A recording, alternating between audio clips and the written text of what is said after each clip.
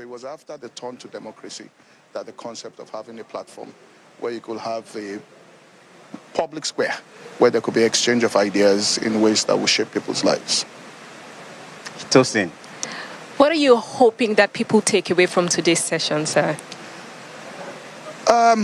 We've brought speakers who are leaders of thought. They're great thinkers. They're people with practical experience. And so we expect that ideas will come into the consciousness of the nation, that will help in shaping policy, that will help also in driving the populace in ideas that tend to non-violent reformatory ideas that will help society be better.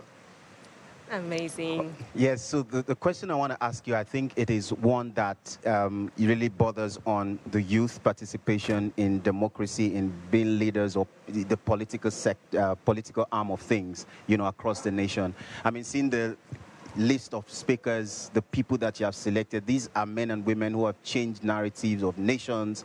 And, you know, how important is it that the youth start getting involved in politics, in governance? Look, the idea of youth start getting involved may be because it's not they have to start. They must get involved because 75% of the population in Africa is under 25. And so that's the bulk, that's the workforce of the country. That's the future of the country. So it's important that the youth participate. But the important thing is that it has to be enlightened participation. When I mean enlightened participation, which is why we have conferences like this, where people can actually give ideas that show the corridors through which you can actually get practically involved in meaningful participation in society and in shaping policy. Thank you so much, sir. Thank you for having me. Do you have any questions for Pastor Poju before he leaves? I think I could ask if there were one area in our nation that you felt needed the most urgent attention. Which would it be? Education, rule of law? What would it be for you? Education. Thank you so much. Thank you, sir. All right, then. Thank you so much for talking with us, sir. So and yes, there you have it. The question I want to ask you at this time is, first, what's your responsibility? I mean, because, you know, like one of our guests said, we all have responsibilities. Sometimes we say, oh, the government is not doing this, the government is not doing that. What is your responsibility? And when you think of democracy, what comes to mind? Absolutely. We are looking forward to having an amazing, phenomenal time today, and we encourage you to stay tuned and to follow from beginning till the end. Take notes and engage online. We'll be reading your comments, and we look forward to spending the day with you. Thank you so much. It has been a delight. My name is King E. Afemi here, and this is from me to you. Thank you for watching, and we will take you now to the main conference so that you will start learning, start doing, and start becoming the responsible citizens that you should be.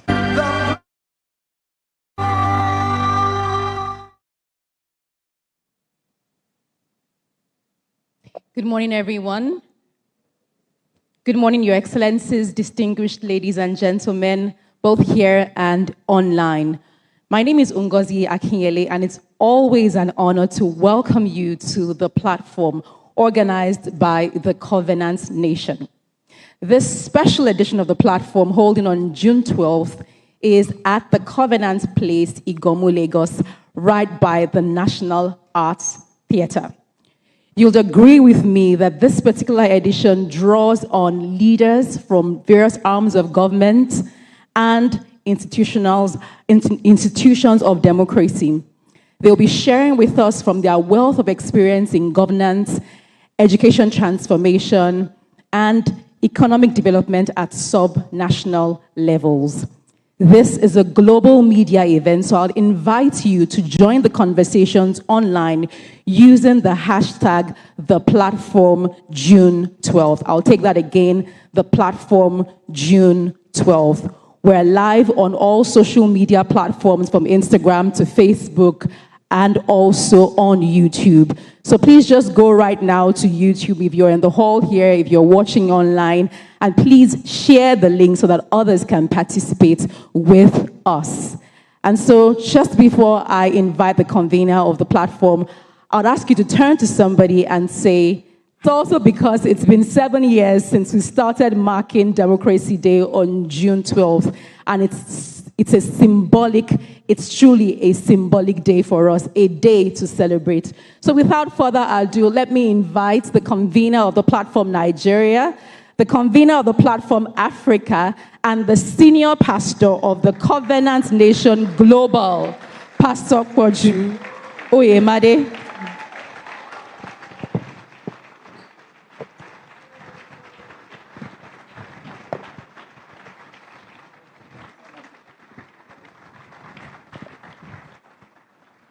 Thank you very much for all the second briefs, and I'd like to first of all thank all our speakers for honoring our invitation to this edition of the platform.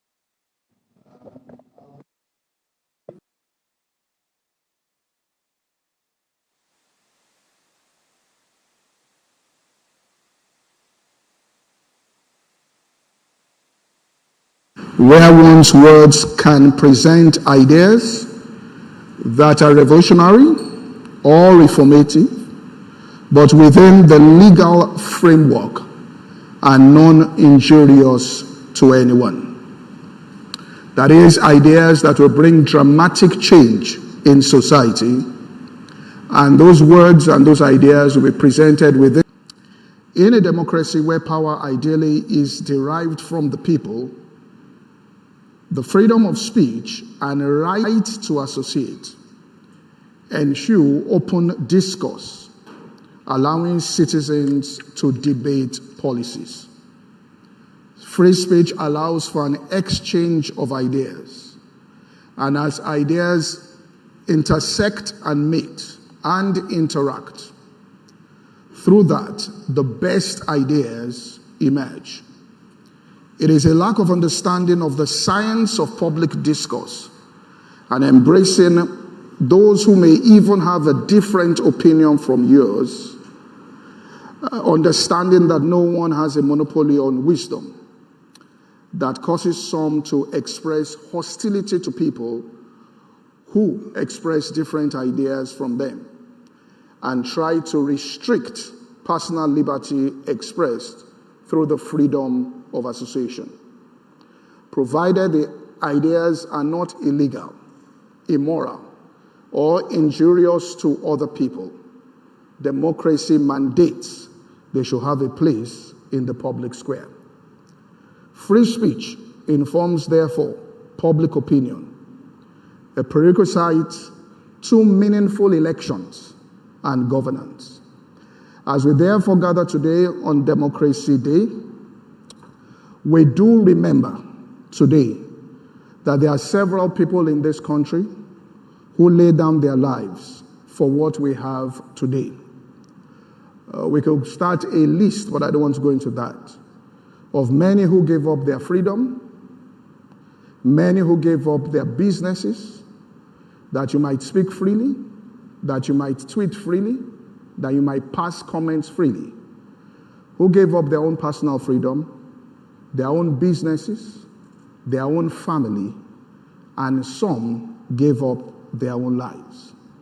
So I will close today by playing a short documentary to remind us of the struggle that we today celebrate as Democracy Day and June 12th. I'll ask them to please play the documentary now.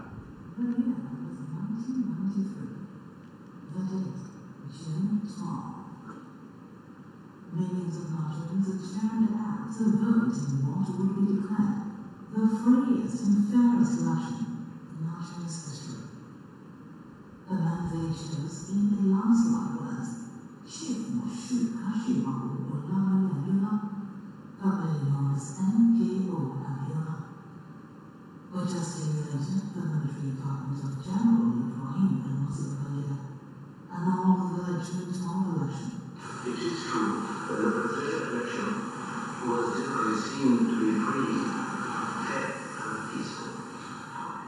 inviting the nation into a crisis.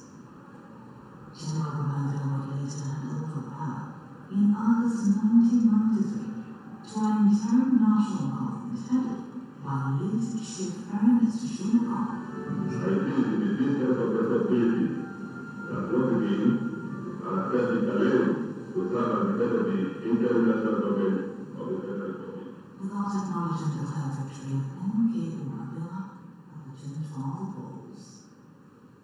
Enter General Sanwo-Olu, who seized power from Chief Soludo in November 1993, also refusing to recognize the June 12 victory. Government is magnanimity, never gave him serious attention. His most recent action of declaring himself the president and in the following move, MKO Abiola was declared himself president on the eve of the first anniversary of the June 12 elections in what is now known as the Electoral Declaration. His voice, enough is enough. So that going to the tribunal set up an order for such cases and should only have been initiated by persons of bodies that have genuine interest in the election. In view of all this, I found the conclusion unfortunate but inescapable that the federal military government is guilty of bad faith, pure and simple. No one has accused me of any offense against any known electoral law or regulation. The people of this country want to follow. Saturday, June 12, 1993, and without let or hindrance, chose me as their president. Didn't they? Chief Abiola was subsequently arrested by the Abacha regime and died in custody on July 7, 1998, the day of his release. In 1999, after Abacha's death and one final year of military rule under General Abdulsalami Abubakar, Nigeria returned to democratic governance with retired General Olusegun Obasanjo sworn in as a civilian president on May 29, 1999. And so for 18 years, May 29th stood as Nigeria's official Democracy Day. Until President Muhammadu Buhari, in a rare act of national healing, honored the mandate that history once denied. We accept not just the award and the apology, but we'd like to thank you for the great honor you have done to our father. And recognized June 12 as Nigeria's True Democracy Day. Today, June 12 stands as a symbol of Nigeria's democratic resilience. 26 years of uninterrupted civilian governance, with each successive election, however imperfect, building on the legacy of June 12, 1993. Happy Democracy Day, Nigerians, and long live the Federal Republic of Nigeria. God bless you all.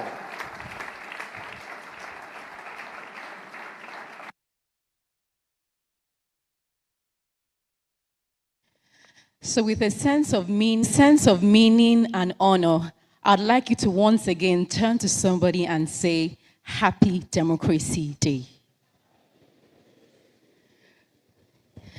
And with that fantastic foundation, I would invite our very first speaker for today. And she's none other but Her Excellency, Dr. Mrs. Ameenah Gurib-Fakim.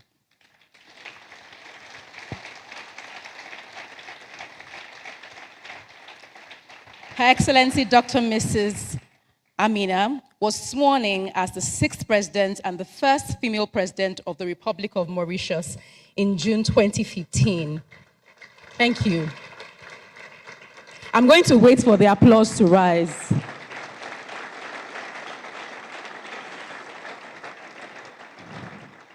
Serving with distinction until March 2018.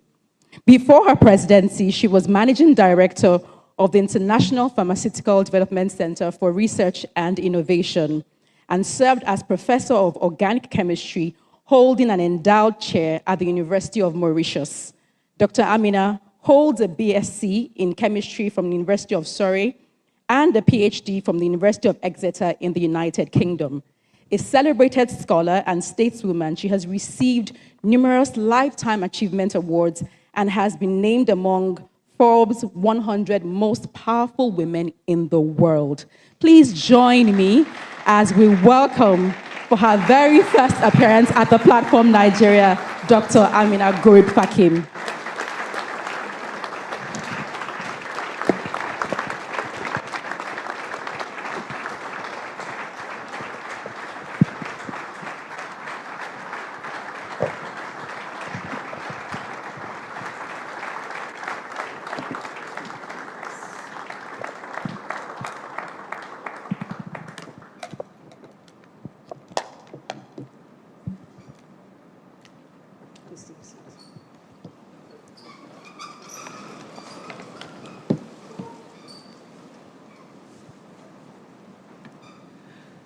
My dear brothers and sisters from Nigeria, happy Democracy Day. From one democracy to another, from Mauritius to Nigeria, with all the love and all the friendship and all the brotherhood and sisterhood, have a great day today. Distinguished guests, excellencies, ladies and gentlemen, it is always a great pleasure to be back in the vibrant city of Lagos.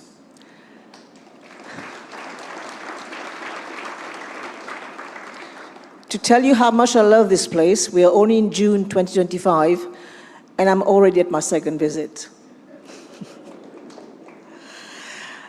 After listening to our convener this morning, I am also of the opinion that education remains the biggest transformation that this continent needs, and through education, we can really bring the transformation that this country and this continent really deserves. So I'm very pleased to be able to speak on how a sound education system can and will transform our continent. I will also reflect on how science, technology, and innovation can help drive sustainable development locally and, of course, continentally. As you're all aware, there are many interdependent factors that come to play when addressing such a broad topic, some of which offer considerable advantages to Africa, while others may impede growth on the continent.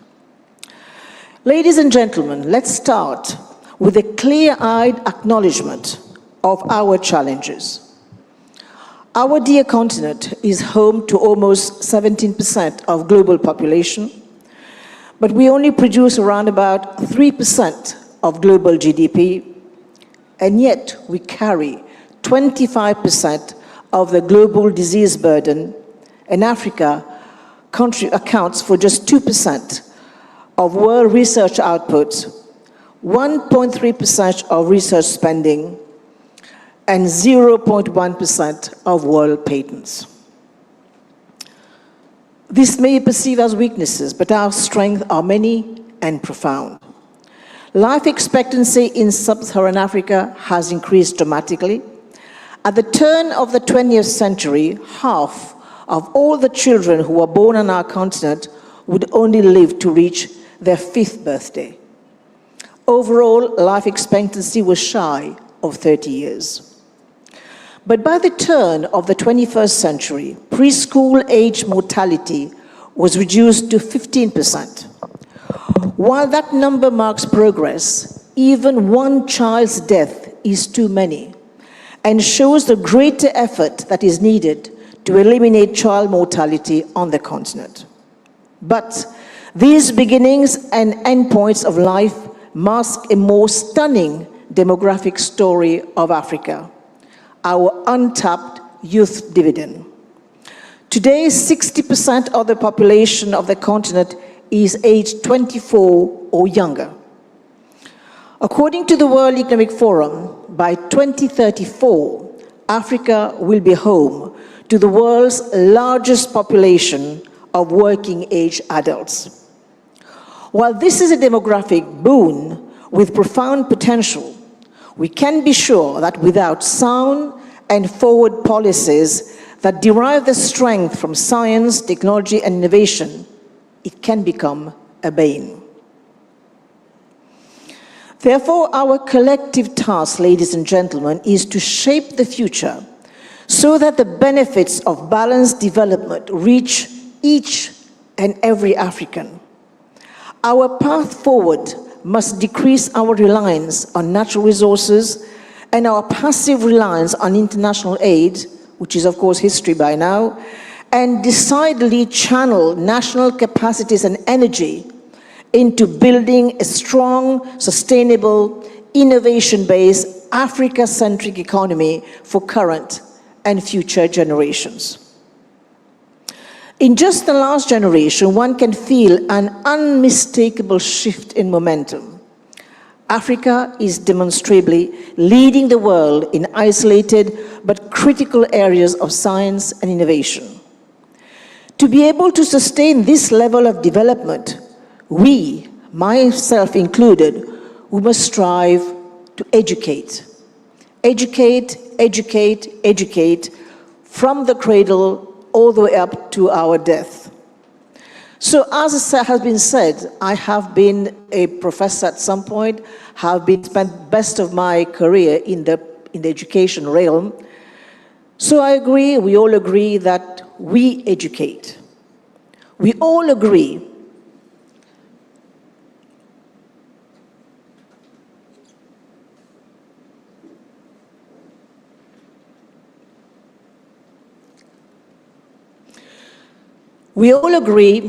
that in the narrowest of senses, universities offer today youth the knowledge and the skills they will need to enter the workforce.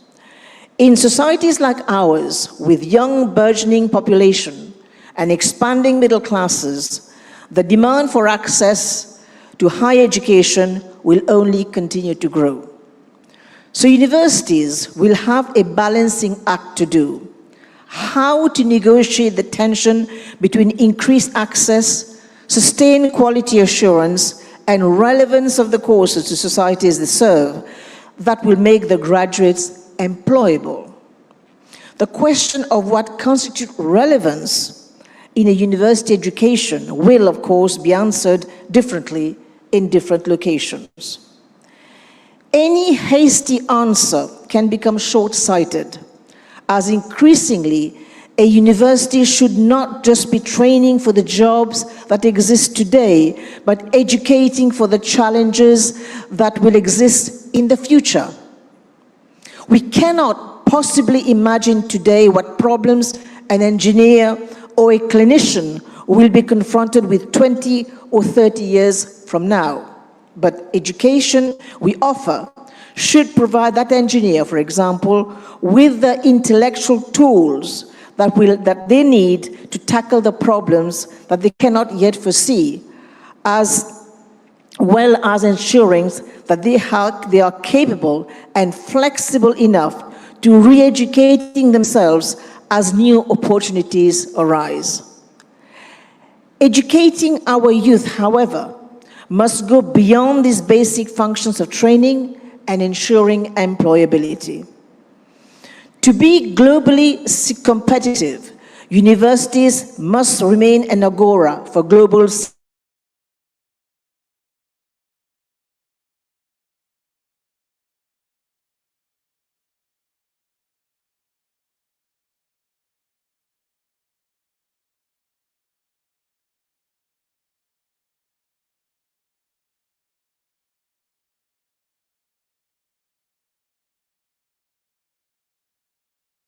Ladies and gentlemen, the next question that we must be asking ourselves is as follows.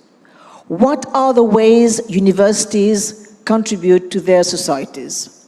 University faculties also generate knowledge through their research. Alongside education, research can have a decisive impact on a university's to society. Beyond its duty to impart knowledge, it is a university's commitment to research that allows it to conceive solutions to global challenges and this is commensurate with its research output, be it applied or fundamental research. There remains, however, a false dichotomy, as one can easily state, that there are two types of research, and those who are in academia will understand this, applied and not yet applied, which is of course referred to often as fundamental.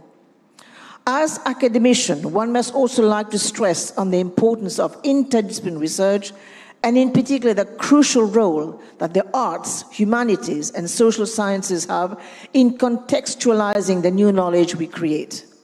The problems we normally face, are human problems. The solution may be technological or science-based, but they can only be implemented in a human context. Only our specialists in the arts, humanities, and social sciences can help us do that. So we should not be exclusive, we should be inclusive in the way we teach all these subjects. But whether fundamental or applied, whether in the hard sciences or in the arts and humanities, what should drive a university is a thrill of discovery and the certainty that is making a difference to society locally and globally. Ladies and gentlemen, my third point is that there is another way in which the 21st century university can contribute to society. It is by innovating. To be useful to society, a university must put its discoveries to work so as to be able to create impact. Science, technology are not only the tools for generating knowledge, but they should also help spin off incubators, firms, and revenue generation and jobs created. It matters now more than ever, especially in the current political context, when even elite universities are under pressure. Yet, it is also a fact that universities have enormous convening power, and their leaders have their natural capacity to work closely with policymakers, educators, and industry leaders. They are uniquely positioned to be outlets for innovation in the service of society, and this should be a key aspiration for the 21st century university, whilst not forgetting that nowadays, data is now the new oil. How do we do this, ladies and gentlemen? I have outlined what I think should be an essential function of a global, world-leading university in the 21st century. It is easier said than done. The question remains, how do we achieve this? And when we achieve it, how do we sustain it? I would like to argue, again without being too prescriptive, that there are at least 4 essential elements to the mix. The first is the need to invest, and I stress on the word invest, because too often in our societies we tend to think of educating as an expense. It is not an expense, it's an investment. The need to invest in the human capital. It is impossible to build high-quality institutions without high-quality people. All of us, whether living in developed or emerging societies, are now faced with the imminent prospect of a slowdown in economic growth driven by commodities. When that happens, societies that have failed to invest in their men and women will fall behind. A university must be committed to be the full development of a nation's talent. By this I mean a development of talent that is inclusive of sectors of population and have not traditionally been represented in higher education, and to whom opportunities have not traditionally been afforded. The role of women is a case in point. It is an area where African countries, interestingly enough, have been at the vanguard. Ladies and gentlemen, it is not by accident that the first university was established by an African Muslim woman, the Tunisian-born Fatima al-Firi, in 859 CE in Fez, Morocco. Unfortunately, even to date, inequality of opportunity between men and women still persists in the university sector generally.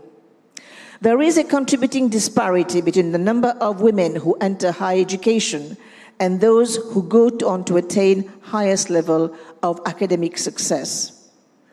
To be able to redress this, higher standards of openness and inclusiveness are needed. And one has to strive to create the best place for study for all individuals, whatever their gender or their background. Equality of opportunities should be our guiding mantra, because a university's diversity plays an important role in sustaining its academic excellence. I just wish President Trump will hear this. World-class universities need the most talented men and the most talented women if they are to remain world-class. The second point I would like to stress on, the need for collaboration.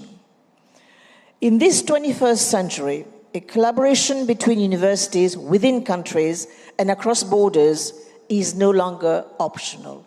It is existential.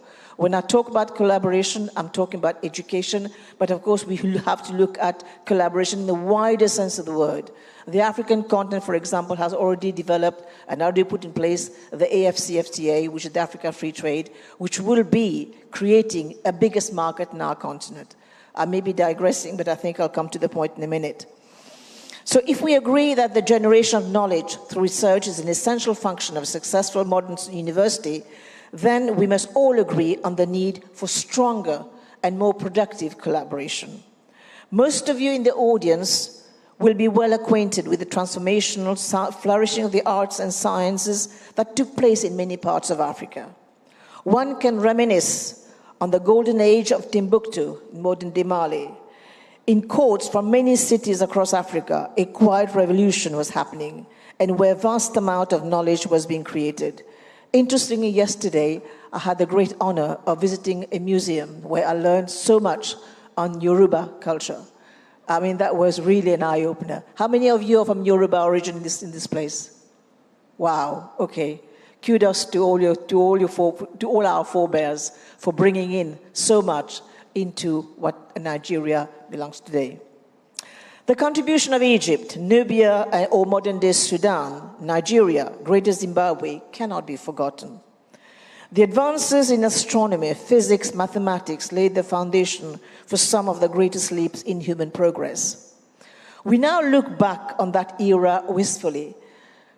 Wistfully, I say this because one of the greatest innovators have come precisely from this country, Nigeria, the Nok people. And they have mastered metallurgy, and we know the legacy has been through the famous Benin bronzes. So we now look back on that era wistfully, not only because it was a period of great intellectual effervescence, but also because it was a time of great intellectual connectedness. Knowledge, ladies and gentlemen, was the common currency between the East and the West. Its advancement through freedom of inquiry, and this was, of course, raised earlier on by our convener, was the common project of many religious groups. Also, universities are perhaps the only institutions with the means and legitimacy to bridge the gaps between disciplines, between sectors of societies, and between cultures, and to create leaders of integrity. Integrity, as we all know, is a key component of leadership, and is the foundation upon which trust is built. The Nigerian author Chimamanda Ngozi Adichie once said, "The world is a better place when we act from the authenticity of who we are," unquote. The third point I would like to raise with you is the freedom of inquiry.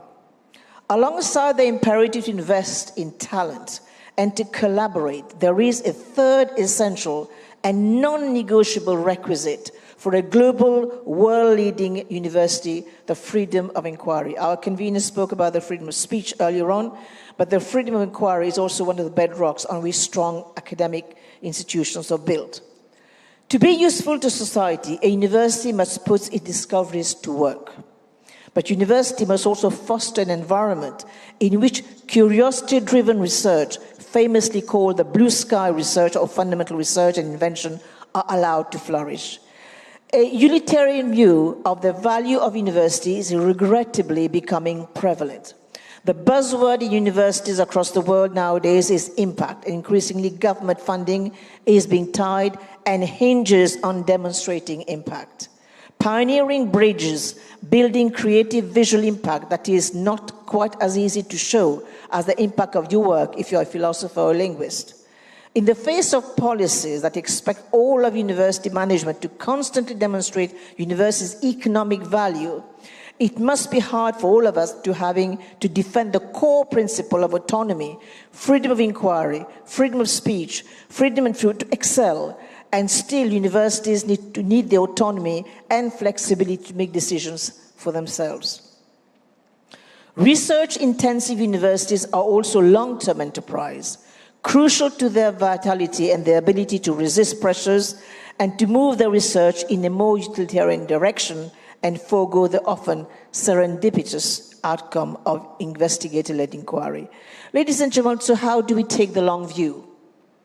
The essential ingredient in university, of course, tertiary education, leadership, and management is precisely the ability to take the long view. Today's leading universities have long, rich histories spanning centuries, thus suggesting that they have developed resilience that enable them to deal with uncertainty. And here I have a special thought for some of the flagship institutions in this country. I think of University of Ibadan, I think of University of Ife. All these have been flagship universities which have defined the Nigerian education landscape. So the time scale went beyond purely government-backed or commercial enterprise. One needs to take the long view, as it's often cumulative effect of fundamental research that is most important. Investing in the long-term future of people is paramount, as many of people graduating from universities today will be the leaders of tomorrow. So the mission of any university that aspires to be world-leading is to educate, to generate knowledge, and to innovate.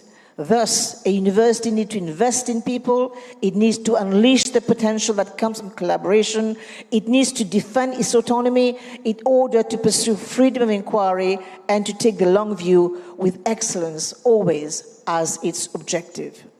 I believe these are some of the essential values to which any 21st century university that wishes to be world-leading should adhere to.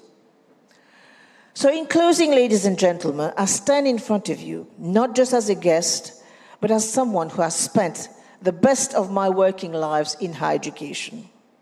I also speak as someone who is under no illusion about the tremendous stars that lie ahead for you and for all of us. In order to successfully tackle these stars, our universities will need to extract and make use of every single drop of its most valuable asset, the ingenuity, the talent of the youth, the talent of women and men together. Also, to be able to confront global challenges, we will have to rely not only on scientists and engineers, but on this expert in the humanities, in the social sciences, who can put the global challenges in a human perspective.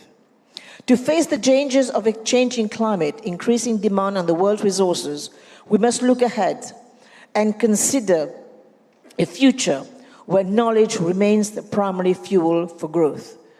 Rest assured that there is no dearth of knowledge, there is no dearth of wisdom, there is no dearth of talent and, of course, resources in this country and across Africa that can help drive our own future, that can really be the rock on which we can build. So in the decades ahead, universities will be at the heart of the way in which our countries respond to these challenges, to satisfy our society's aspiration for equality, development, and growth. It is a fact that our good universities may not always have all the answers.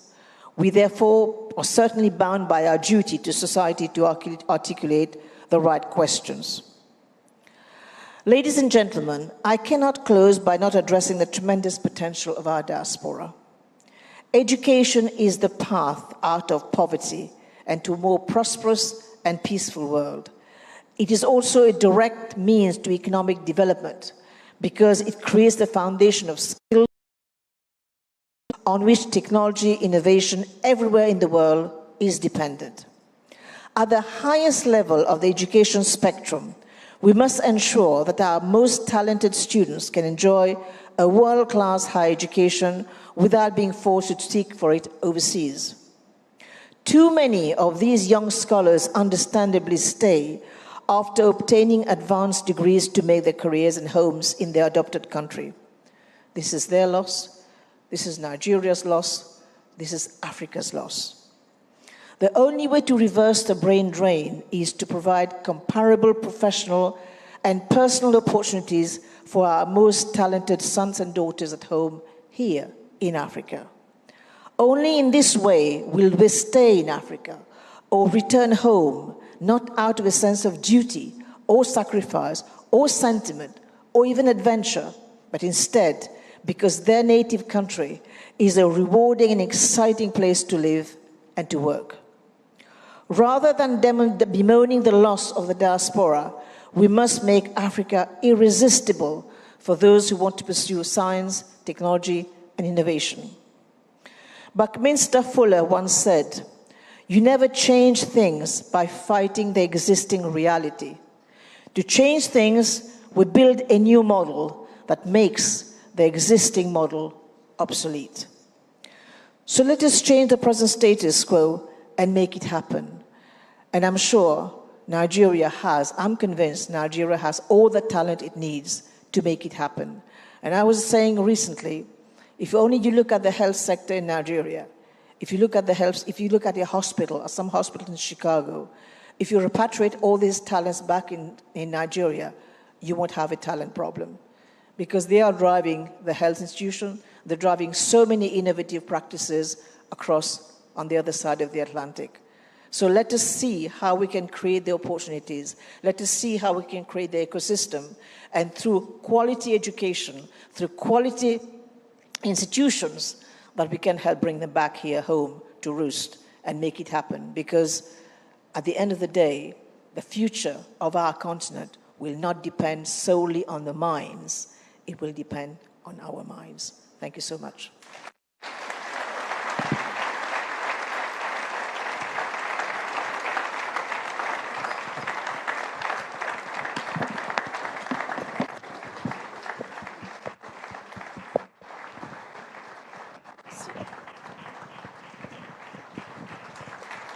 Another round of applause, please, for Her Excellency, Dr. Ameenah Gurib-Fakim, as she takes her seat. Thank you so much, ma'am. You may be seated, please. She talked about investing in human capital, investing in the freedom of inquiry, investing in people and not just commodities, and minds, not minds. That was powerful. And I'm so grateful that we have the opportunity to unpack more of that as she sits with us at a panel session after all of the individual sessions. So for those of us who already have questions, please just type in bit.ly, bit.ly/platform June 12 panel. There will be panel discussion. I believe the barcode will be on the screen. Yes, it's there. So for those watching online, as well as those who are here, you would have the opportunity to ask all of our speakers questions right after the individual sessions. Our next speaker is Professor Attahiru Muhammadu Jega.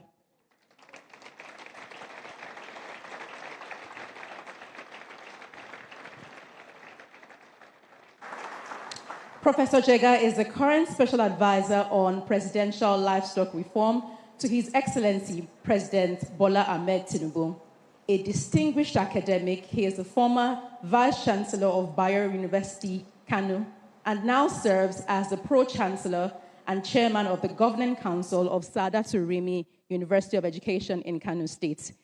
He is globally acclaimed for his pivotal role as Chairman of Nigeria's Independent National Electoral Commission, INEC, from 2010 to 2015, and continues to lend his expertise internationally as a member of the International Elections Advisory Council.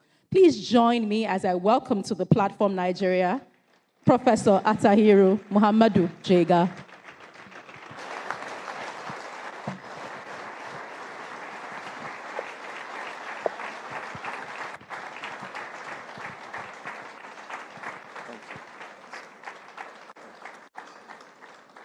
Thank you so much. Please sit down.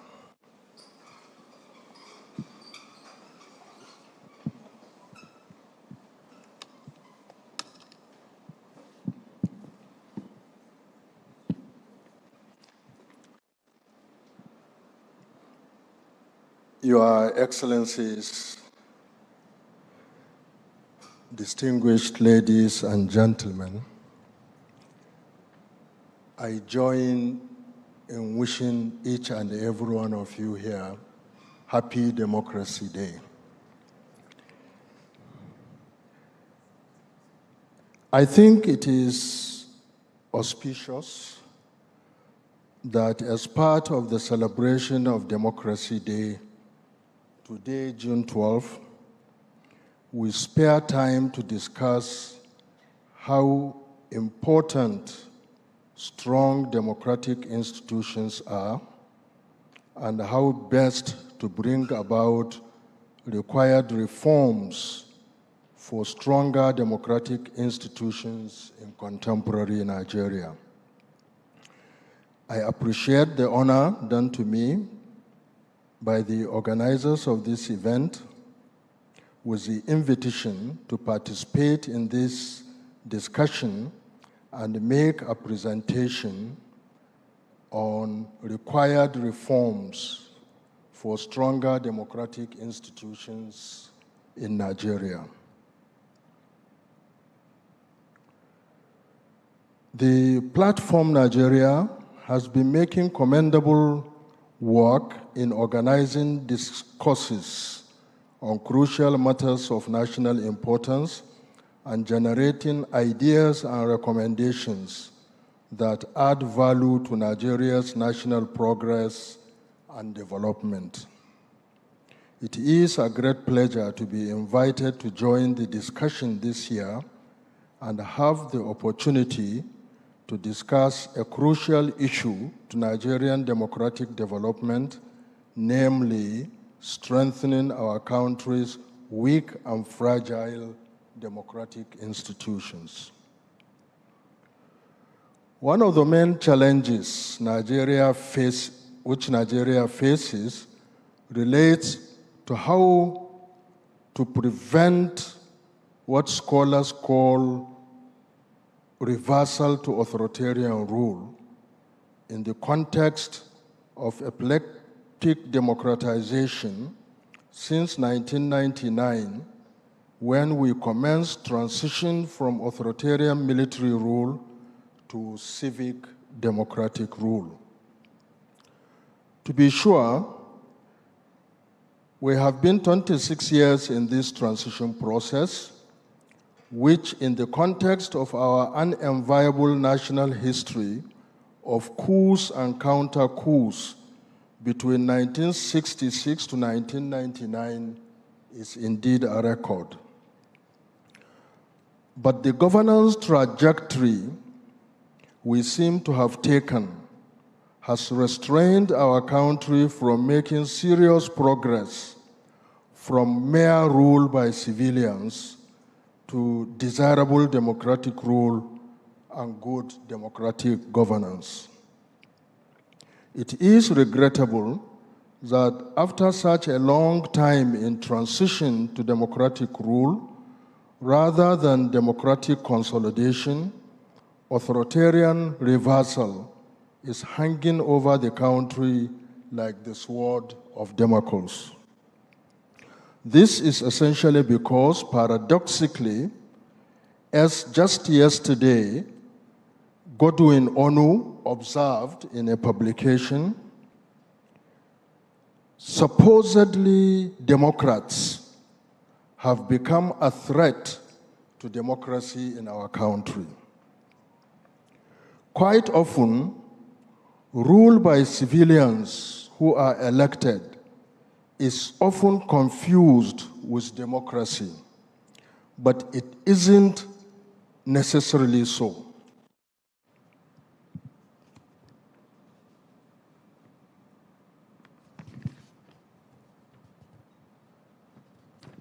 Civil rule is no doubt a necessary condition, but it isn't a sufficient condition for democratic development.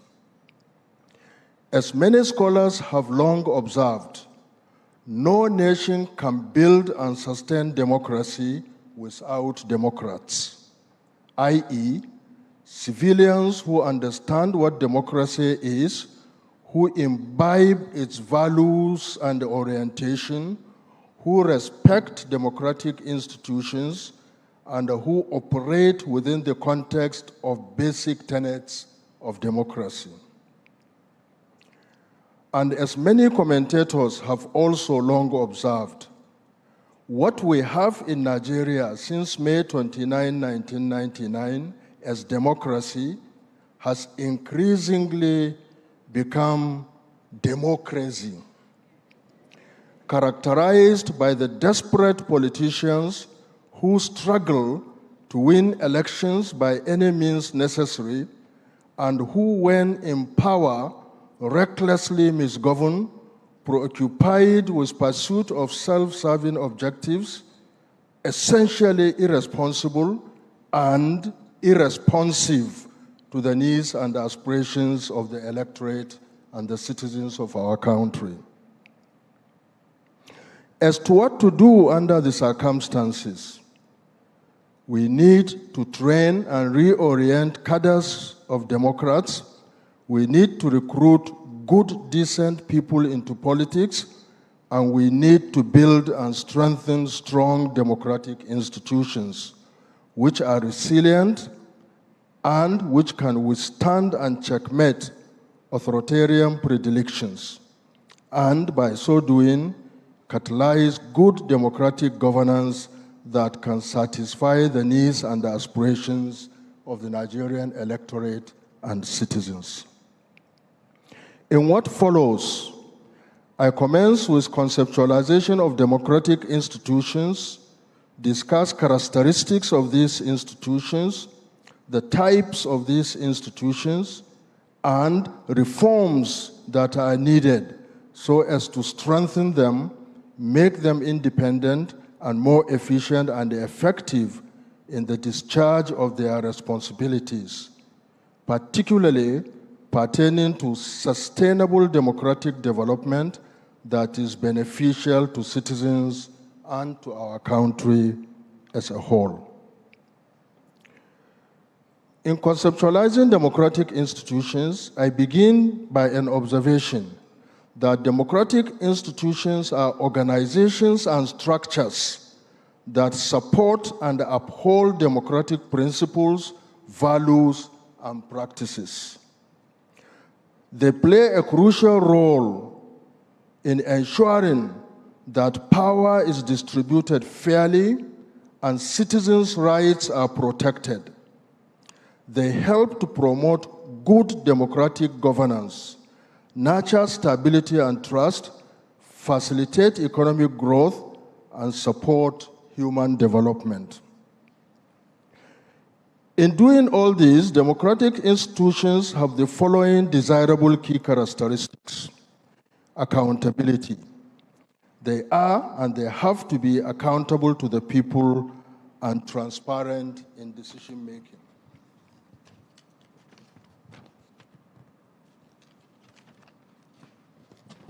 Rule of law. They have to uphold the rule of law and ensure that all citizens are equal before the law and the laws are applied fairly. Separation of powers. They often have separation of powers, dividing authority among different branches of government, executive, legislative, and judiciary.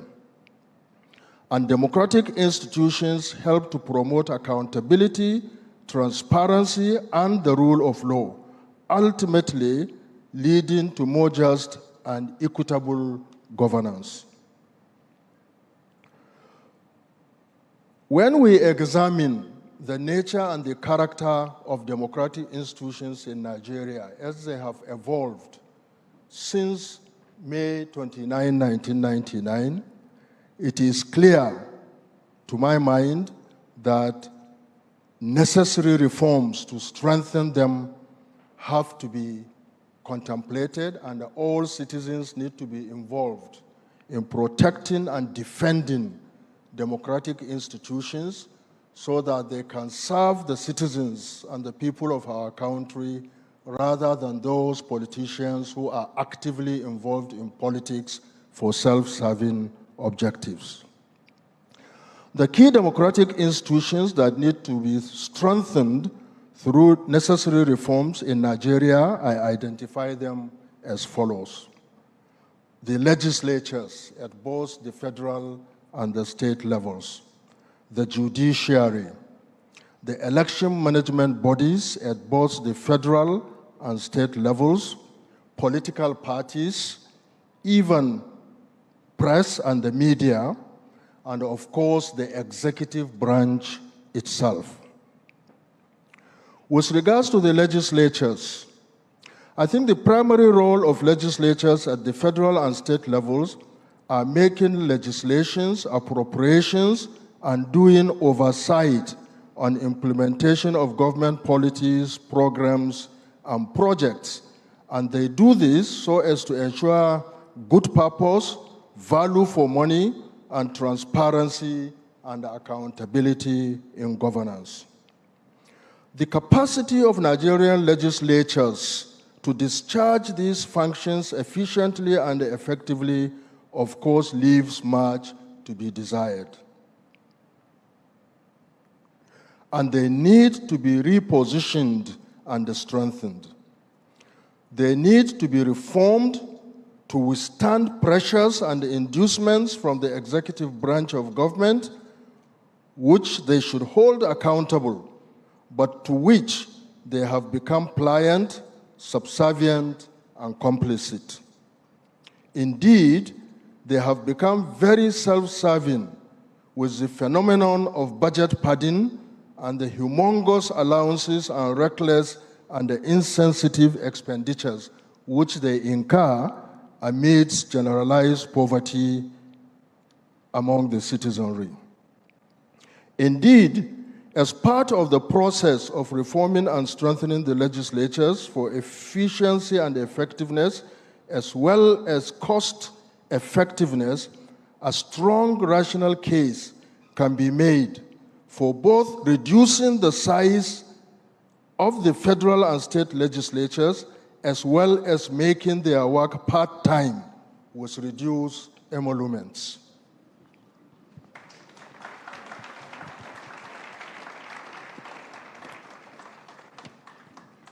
The Nigerian judiciary, which is the second institution that I focus on, has experienced regrettably declining independence and respectability in the 26 years of democratization in court. They have inadequate funding, they have become susceptible to pressures, some even say to inducement by the executive branch at both the federal but especially at the state levels. They are overworked, and the recruitment process is said to be bastardized by cronyism and inadequate or inappropriate vetting, and the selection without regard to competence or integrity. The Nigerian judiciary needs to be urgently reformed. Globally, the judiciary is said to be the last bastion of hope for the common man. In the Nigerian context, it is really far, far, far from being the bastion of hope for the common man. So we need to urgently find ways and means to reform and reposition the judiciary so it can play effective, non-partisan and impartial role, as well as be speedy in the dispensation of justice, especially with regards to election disputes. It should be made mandatory that all elections disputes are resolved before swearing in of elected executives.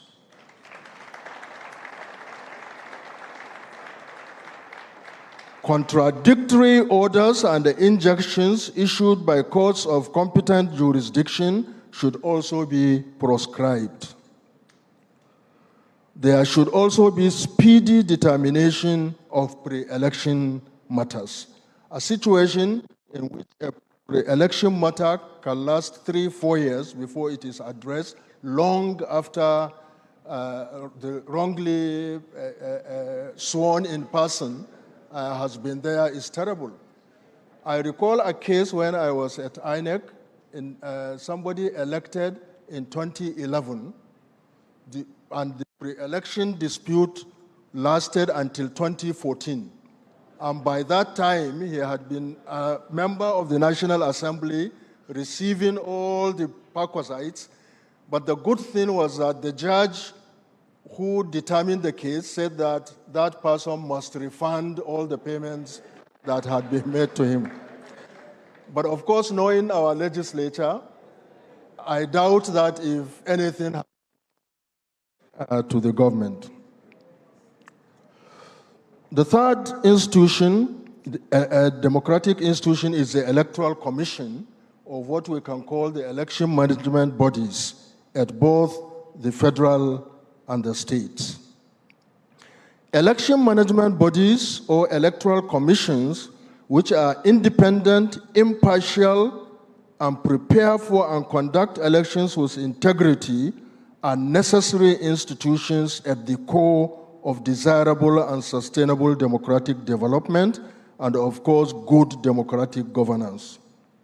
In Nigeria, INEC, the Independent National Electoral Commission, and CX, the State Independent Electoral Commissions, which prepare for and conduct elections at the federal and state levels, respectively, are persistently bedeviled by many challenges, which, in spite of strenuous reform efforts to address, continue to undermine and or question the integrity and credibility of elections.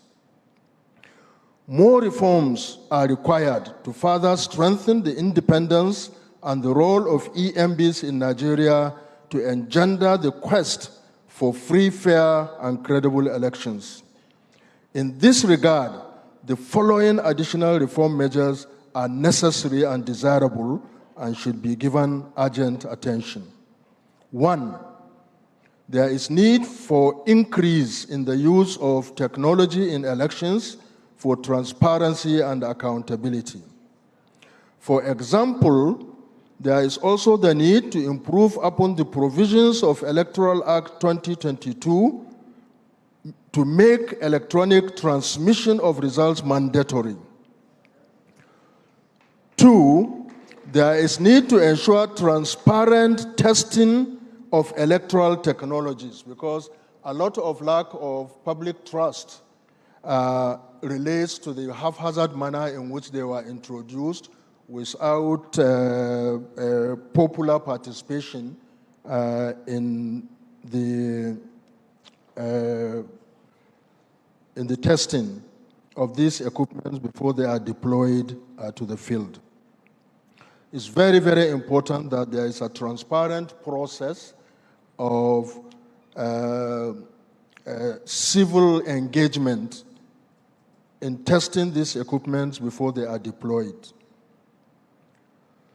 Thirdly, there is also need to clarify ambiguities pertaining to the provision in the 2022 Electoral Act regarding electronic transmission of results.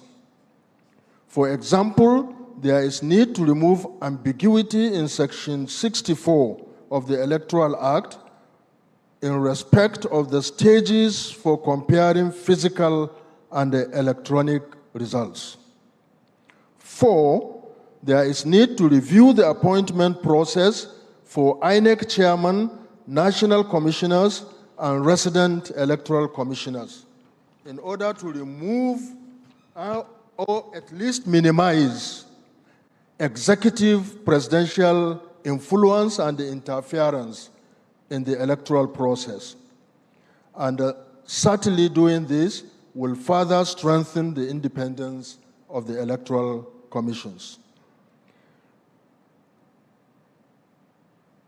Justice Mohammed Dawal Uwais, who unfortunately died last Friday, former Chief Justice of the Federation, chaired the Electoral Reform commission, and there were very good recommendations in that report about how to appoint the chairman, the resident electoral commissioners of INEC by minimizing political interference, by ensuring that even the perception of he who pays the piper dictates the tune would be eliminated if we sanitize the appointment process.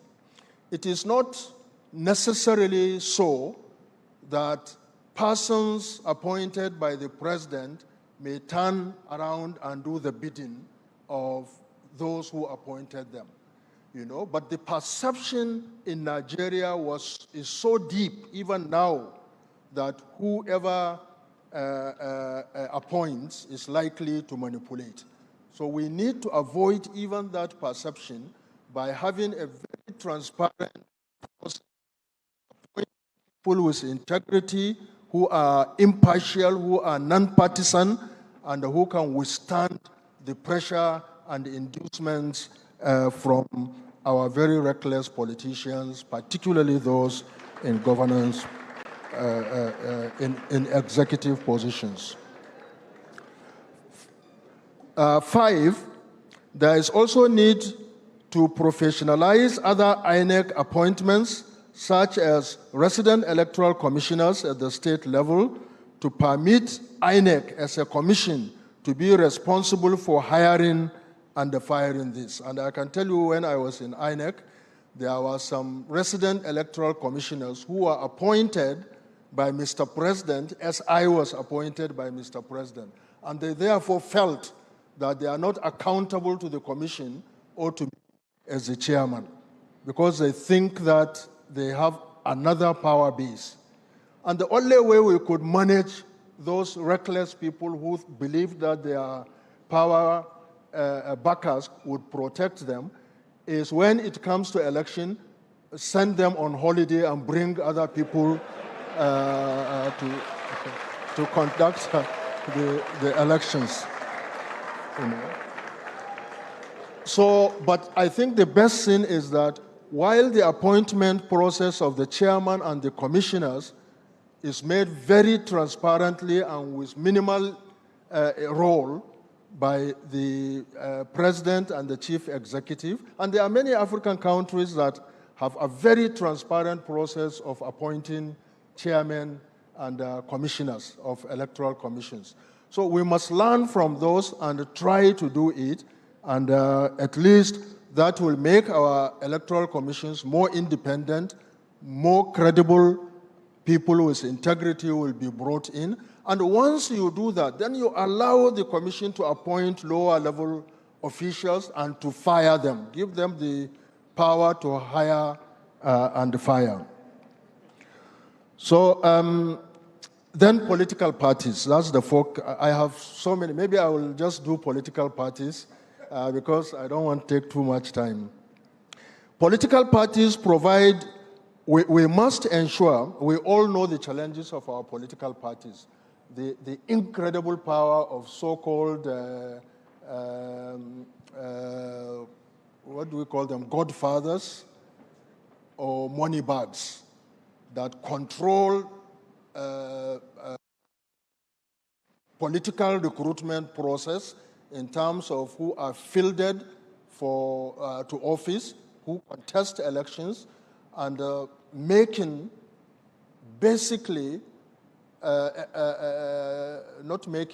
removing any democratic content in the internal affairs of political parties, and particularly in terms of the conduct of primaries and the appointments, selection of candidates who run for election. So it's very, very important that we pay attention to that. And I think that it's important, for example, to ensure that political parties are up and doing in many fundamental respects. One area is to ensure that there are sanctions to restrict the application of all political parties who fail to submit of members 30 days before the primaries. The electoral management bodies, particularly at the federal level, are expected to monitor party primaries to ensure compliance, but political parties literally refuse to provide the register of members for those who are participating in the primaries. And if you don't have a register of members, you don't know whether the people who come as delegates are actually members of political parties or people who are recruited and paid to come and participate in the process. So I think that fundamental deliberate omission by political parties, which constrain the monitoring role of the electoral commissions, need to be addressed. There must be penalties for parties who refuse to provide, as the law requires, their register of members for the purpose of monitoring primaries at least 30 days before the election. We must also, and this is a very, very dangerous phenomenon that is undermining the integrity of our elections. We need to proscribe cross-carpeting, particularly for elected executives and the legislatures.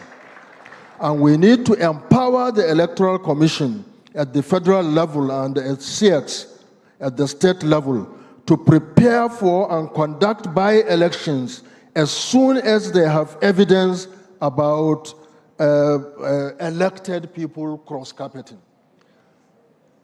The challenge in the existing legislation is that while the law categorically says that if you cross-carpet, you lose your seat, but another provision in the law says that INEC can only conduct elections to fill the vacancies when their seats are declared vacant by the speakers of either the State Assembly or the Federal House of Representatives or the Senate President.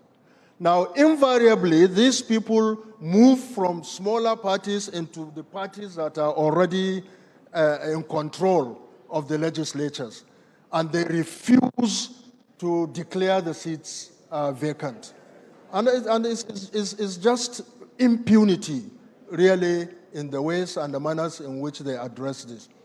And I will not mention names, but at INEC, I took interest in how the Senate was trying to protect a senator who won an election under a small party, relatively small party, but once he got to Senate and was sworn in, he now quickly cross-carpeted to the major party in control of the Senate.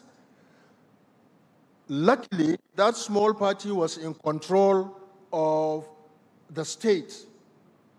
So they now made a lot of noise, put a lot of pressure, and the Senate president had to take the matter to the ethics committee of the Senate. And they now wrote to INEC whether there is a crisis in the party that compelled that senator to cross-carpet. And we went, I took interest because I knew it is impunity. So we went and we proved to the Senate Ethics Committee that there was no crisis in that party. And therefore, they should just authorize, that declare the seat vacant so that the election can be conducted. It never happened. They just ignored it. And that's now why we are seeing the impunity now. You see now even elected governors are decamping into other parties 2 years into their tenure. So we really need to address this issue of cross-carpeting and decamping by elected officials.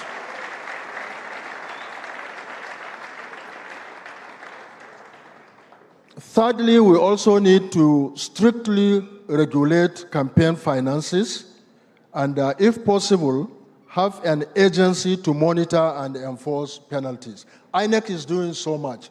That's why late Justice Uwe's committee recommended what they call unbundling of the Electoral Commission, because it has so much to do and it's so spread that it can't do a lot of these things effectively. Monitoring campaign finances.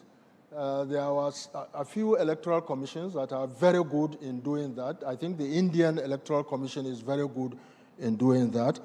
But in Nigeria, INEC is to do that, to also prosecute electoral offenders and so on and so forth. So I believe if we want to make strict monitoring and regulation of campaign finances, we need to take that responsibility away from the Electoral Commission and give it to another agency. And that was what the Waste Committee considered and called as unbundling of INEC, so that it can concentrate on preparation and conduct of elections. Quickly, press and the media.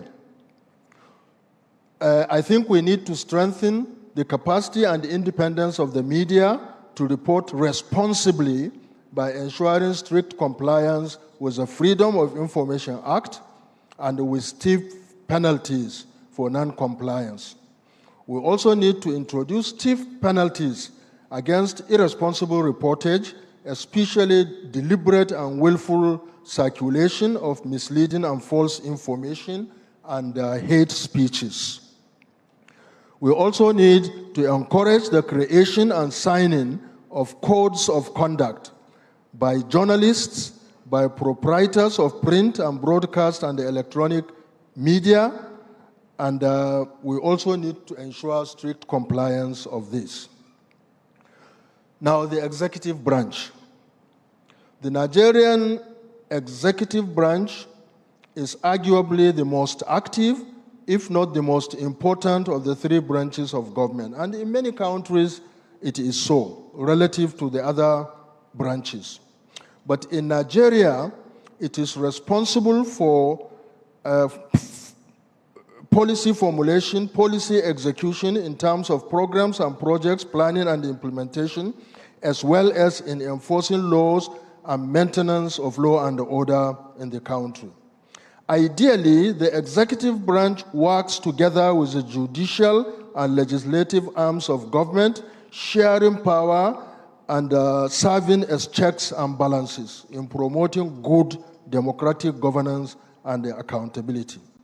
In Nigeria, however, largely because of a long history of military rule, the executive branch has become a behemoth, overdeveloped relative to the other two branches, and relatively more inefficient and unaccountable, and exercising what one would call bad influence on the other two branches of government, which appear to lack the capacity or inclination to check and balance its power.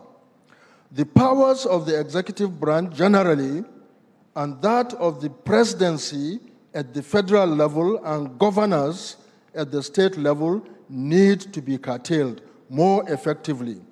Its activities and functions or discharge of responsibilities made much more transparent and accountable.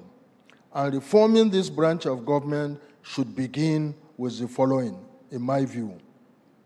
Removing the immunity for governors from prosecution.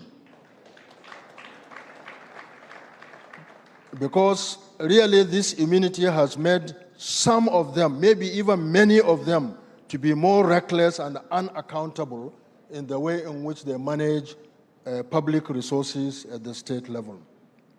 2, making the management of security votes much more transparent and accountable.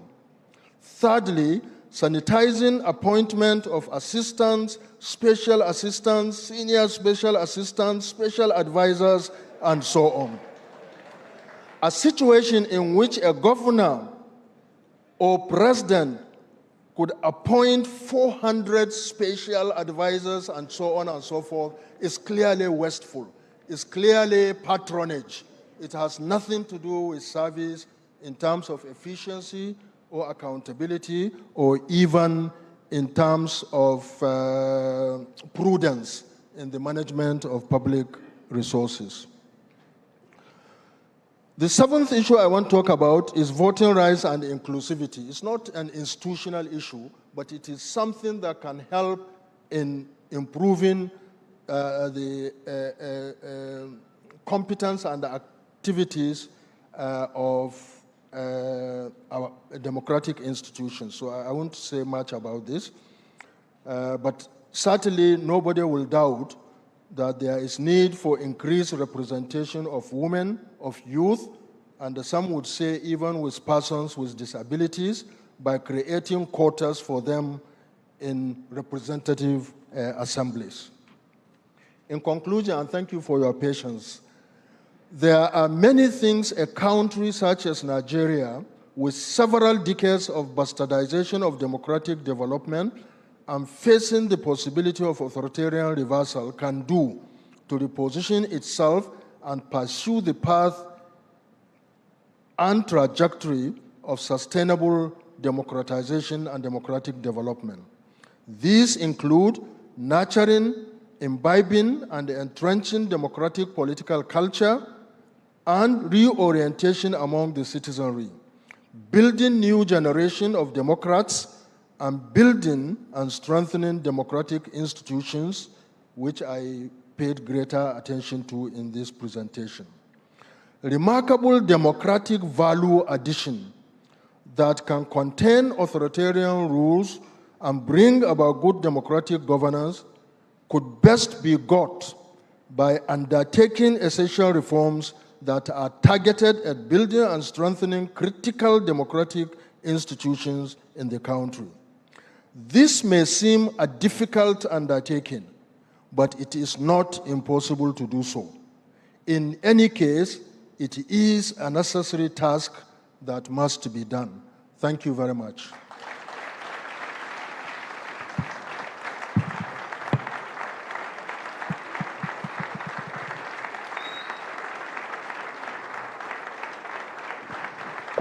A well-deserved round of applause for Professor Jega. Thank you, sir. Thank you for sharing from your wealth of experience. You may be seated. Thank you. Thank you for that very bold intervention this morning that can only come from the wealth of experience from the council to the commission to the classroom. Thank you so much, sir.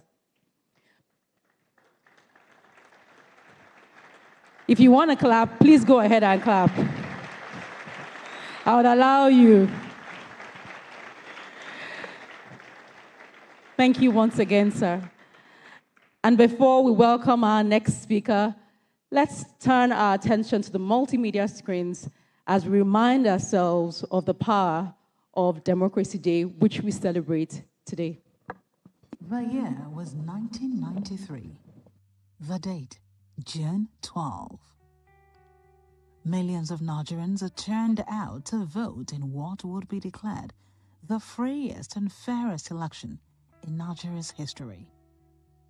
The man they chose in a landslide was Chief Moshood Kashimawo Olawale Abiola, popularly known as MKO Abiola.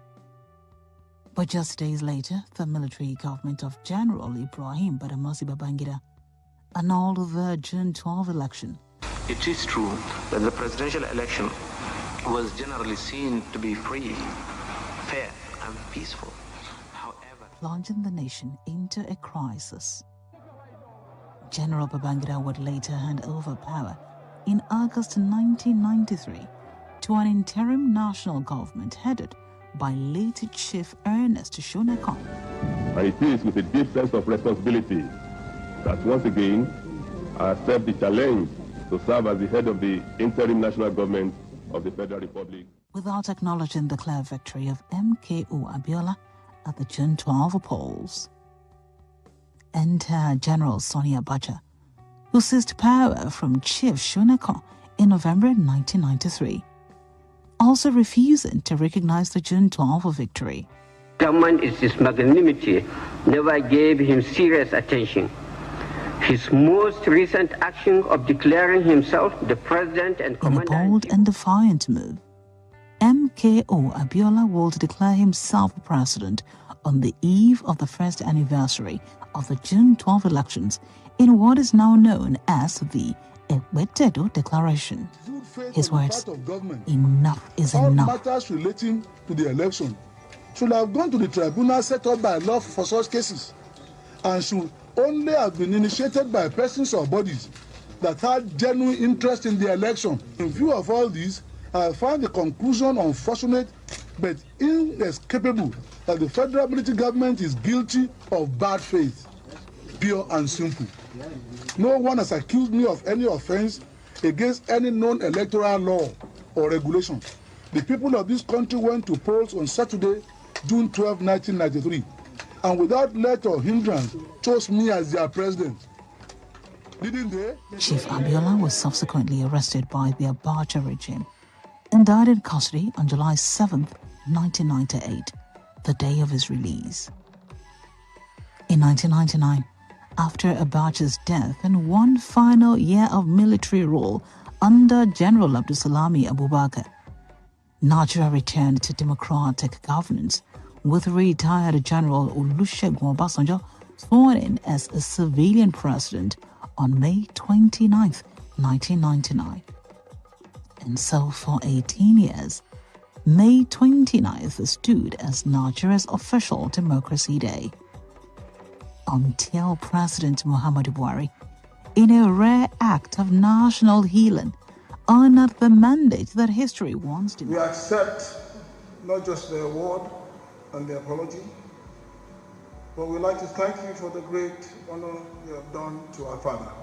And recognized June 12 as Nigeria's True Democracy Day. Today, June 12 stands as a symbol of Nigeria's democratic resilience. 26 years of uninterrupted civilian governance, with each successive election, however imperfect, building on the legacy of June 12, 1993. Happy Democracy Day, Nigerians, and long live the Federal Republic of Nigeria.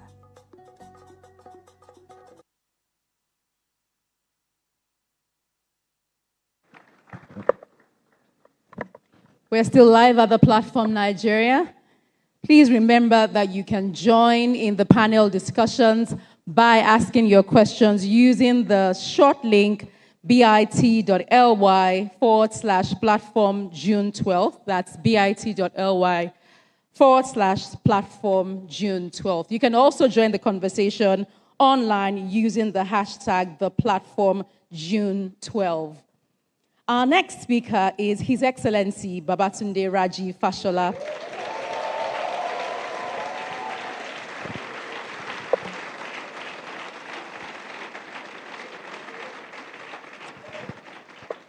Mr. Babatunde Raji Fashola is a former Federal Minister of Power, Works and Housing who served from 2019 to 2023.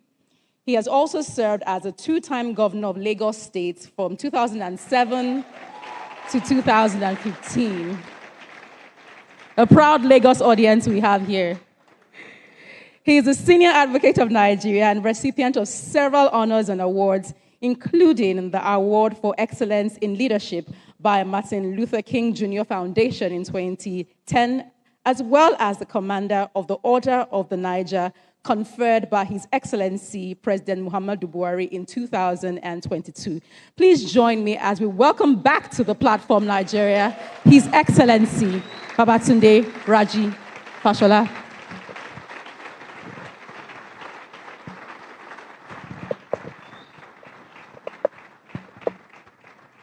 Thank you very much. Good morning. Thank you very much. Your Excellencies, distinguished ladies and gentlemen, I think a good place to start is to just observe a moment of silence for all of the people who sacrificed, paid the ultimate price for the very important day that we now gather to commemorate and the freedoms that come with this day. Just say a word of prayer, a moment of silence for their souls.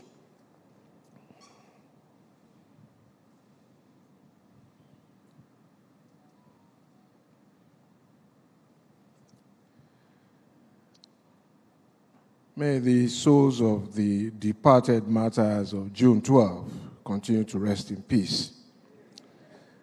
You know, I say this, I chose to start here because perhaps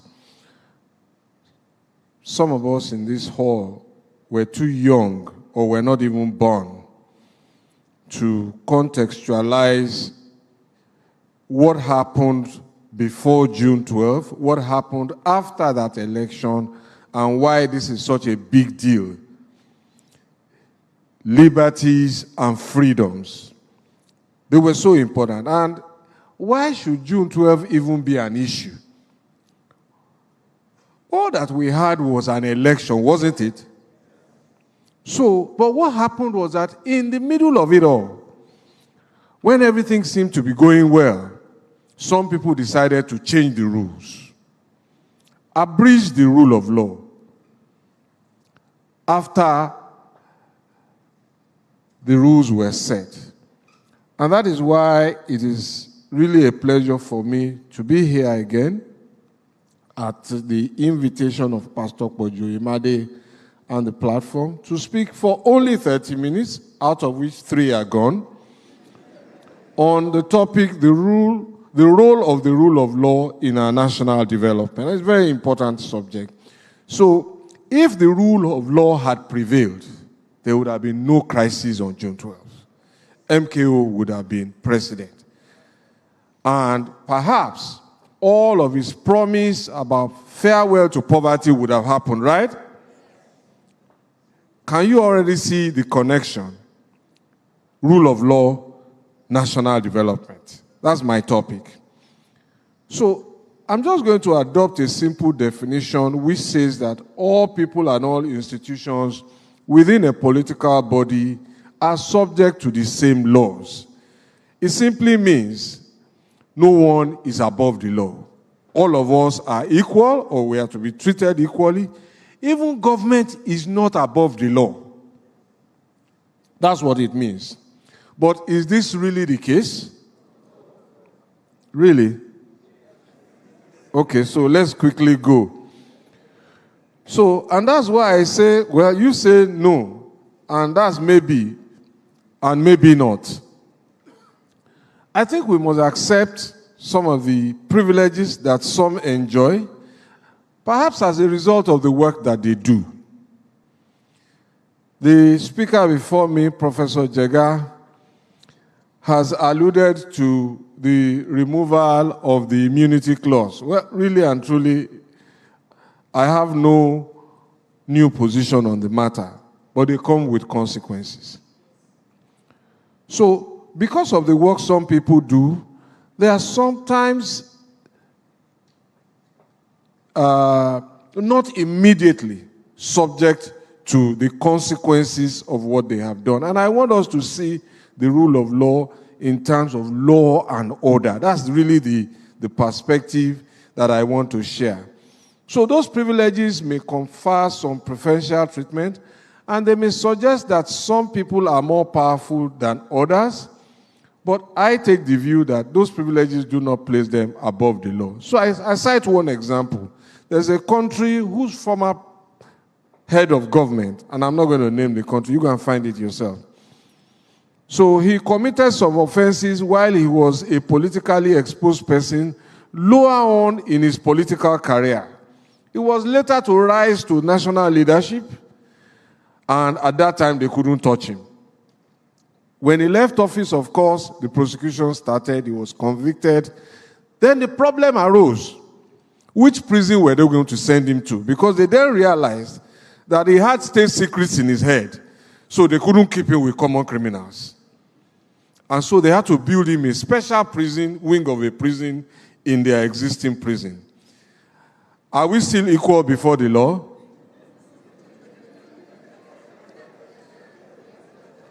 The law has ultimately caught up with him.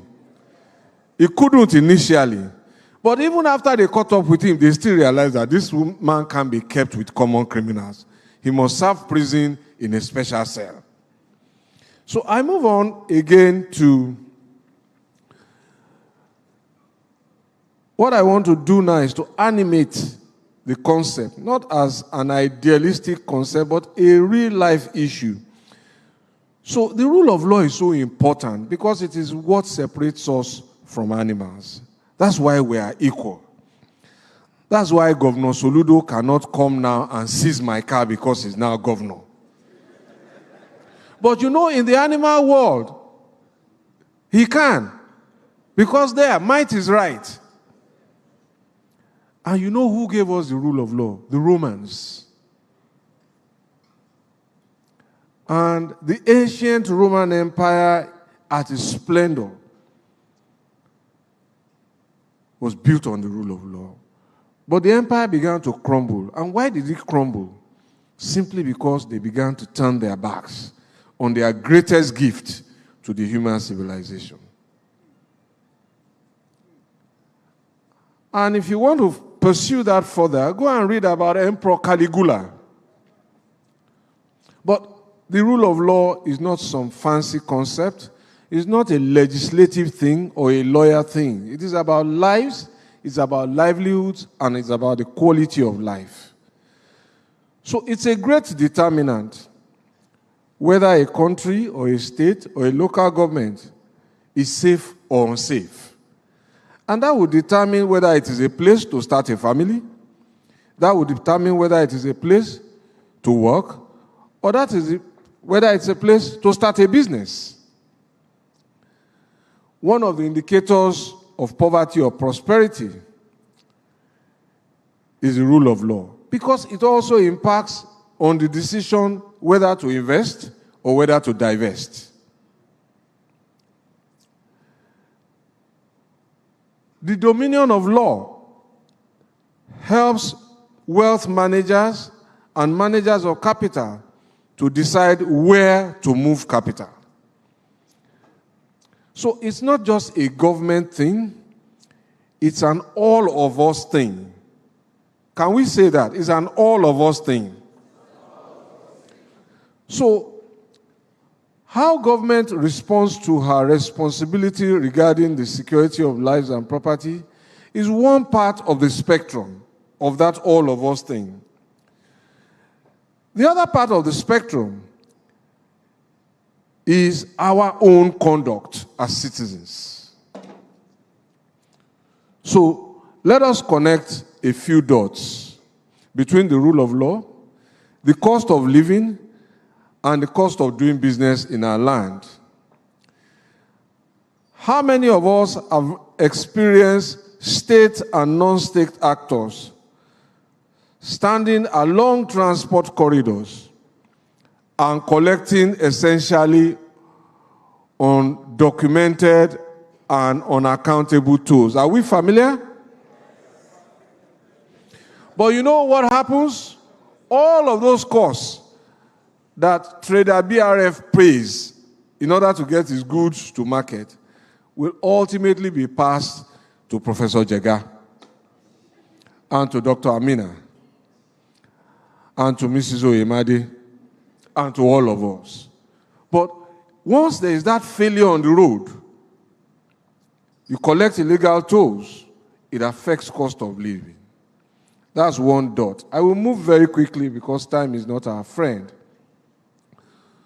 Lawlessness and lawfulness, aspects of the rule of law, they have cost consequences.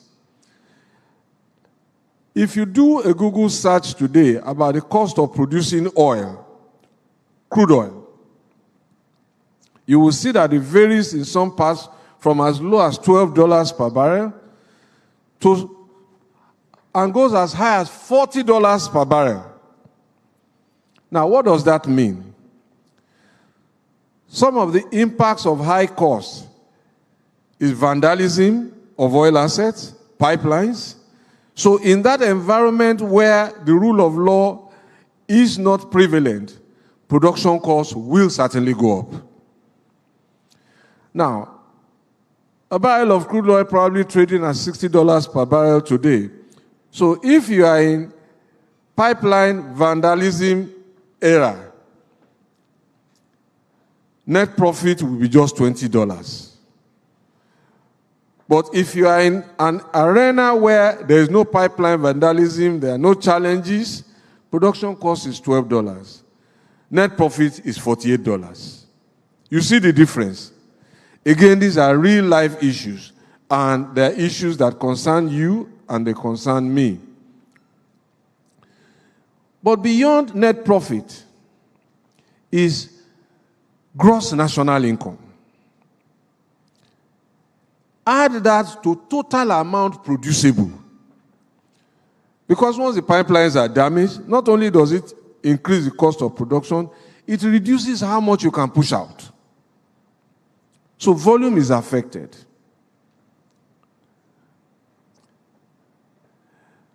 Another part of that spectrum is that where there is absence of law and order, it repels human capital. People seek safety. Our first speaker has told us about the need to bring home some of our best minds and best brains. But they will come without any invitation. The more compliant we are with our own rules, the more safe they feel, the more predictable our environment becomes. Road traffic behavior. You say ha. As a barometer for gauging the preeminence of rule of law is yet another area to think about.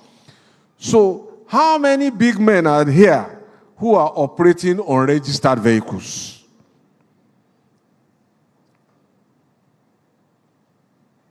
It sends a very bad message. It is a breach of the road traffic law. Every vehicle must be registered. Every vehicle, irrespective of who is driving it.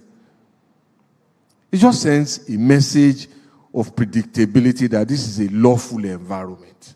I see a lot of big men who drive unregistered vehicles. They should be arrested and prosecuted. Then, using the wrong vehicles, I see some vehicles now on some roads that in some other jurisdictions, you will not put animals in them.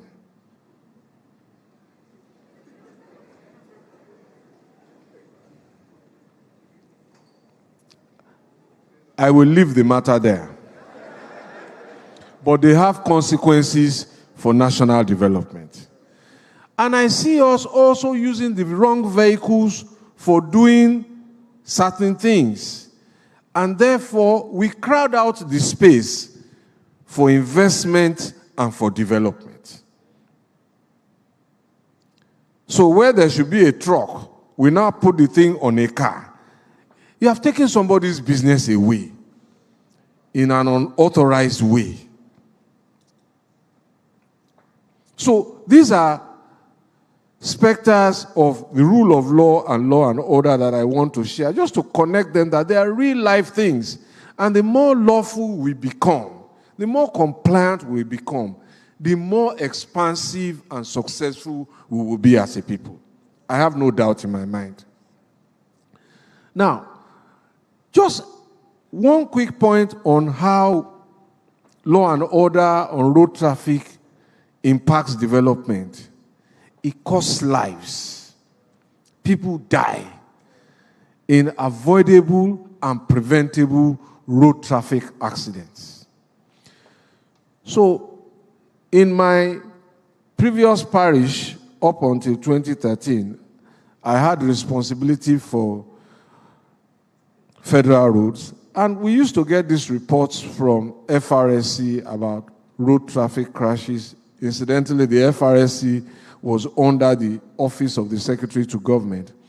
But what was interesting was that I noticed that from some of those reports, especially in the month of September and October of 2022, no less than 400 people were dying on our federal roads every month. That does not include the report of the ones on the state roads. Now, if you just multiply that, 4,800 lives in a year, that's too much human capacity and human capital for any nation that wants to develop to lose. It's just too much. But this is about law and order. That's a lot of manpower that is inimical to national development. Of course, let me go quickly to the improper use of road transport infrastructure. How many of us trade by the roadside? How many of us park unlawfully on the road? All of these things inhibit free flow of traffic. What does that cause? It causes gridlock. When it causes gridlock, many things happen. The economy is not efficient. It affects our personal well-being. I lost a friend in traffic to a heart attack. Then the emissions and impact of national productivity is just something you don't want to compute. And then, of course, let us look at how we build. How many of us build and rent a skip in which we keep all the waste and bring in all the materials? Or we just dump the materials by the side of the road and it goes into the drain, and after we've built, we go away. And then a few months later, there is flooding. Did we contribute to it? How many of us are mining, and mining without the appropriate protocol, and the damage we are causing to the environment, and the impact on national development? How many of us are members of unions and associations, and how many strikes have we convened that should never have been convened? How many strikes did we convene without giving the appropriate notice? These are issues of rule of law. There's nothing unlawful about a strike if it is done properly. But these are real lives and livelihoods and impact of compliance with law and how they affect national development. Of course, I quickly go to justice. How much does it cost to get justice, and how long does it take? And what is the efficacy of arbitration? Is the arbitration award also subject to another court overview? Once we have this kind of environment, we are telling investors, don't come. And when we tell investors don't come, we are inhibiting national development. There are red flags. But in terms of access to justice, let me just tell you a quick story before I close. And it's a story worthy of mention. It's a case that happened in 1982. It was concluded in 1986. That's something instructive about it. A case went from the High Court in Nigeria right through to the Supreme Court, and in 5 years it was finished. It's a case by one lady called Margaret Chinyere Stitch. She sued the Attorney General of the Federation. What was it all about? She had imported a car, a used car from Germany. She was Nigerian, she'd married a German, they were coming home, so she brought in a Mercedes-Benz 280. And the rules at that time, under the Federal Ministry of Finance with their act, was that you could bring in those cars. When you bring them in, come and get an import license. She complied, brought her car in, and then she was supposed to pay duty of 33%, which was 1,445 naira. For those of you who are not born then, that was a lot of money. Fast forward, they didn't give her the import license, they delayed, and they did all sorts of things. Well, she eventually paid the 33%, and later they now issued her a new estimate and said, well, the new duty now was 500%. And she was now supposed to pay 14,500. Of course, she would have none of it. They issued her a receipt saying she had only made part payment. She went to court. She lost in the High Court. They didn't give her a vehicle, of course. She lost in the High Court, lost in the Court of Appeal. But when she got to the Supreme Court of Nigeria, they found out that the customs had sold the car to Ogun State government. Ogun State government had in turn sold the car to another third party. But the Supreme Court said, don't worry, we're going to get to the root of this. Even though it's a final court, we're going to join the Attorney General of Ogun, and we're going to join that third party. Go and bring them before us. That was in this country in 1986. So when the final buyer came, he said, well, that, things have changed. He has started selling the car as parts. Supreme Court said, okay, no problem. Chief Registrar, go and inspect the car and come and file a return before us of what you see. The Chief Registrar then was a man called Mr. Toyin Keshiro. So he came, he went and filed a report, and they saw that the car had been balkanized. But fast forward, Supreme Court gave judgment in her favor. And this is the heart of the matter. They said that if the government of her country, and this is about the government not being above the law, that if the government of her country had issued policy statements and made laws, she had a legitimate expectation in believing that they will keep their word. And that's the relevance of this case. Legitimate expectation. And this is what the rule of law does, that people will act in the way that they have said they will, whether government, whether individuals. Anyway, they then sent the case back to trial for the taking of evidence, because the car was no longer what it was. So they said you should go and take evidence of the cost of replacing the car so that she could get an efficacious remedy.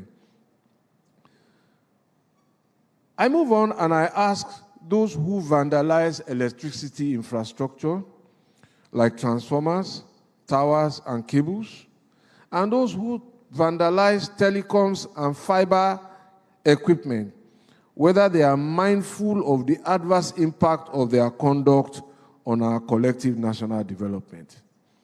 Do you know how many young people are getting on and getting by using their phones to do business, to sell their merchandise, to communicate with their customers and their clients? They are the backbone of small businesses in this economy and in every economy.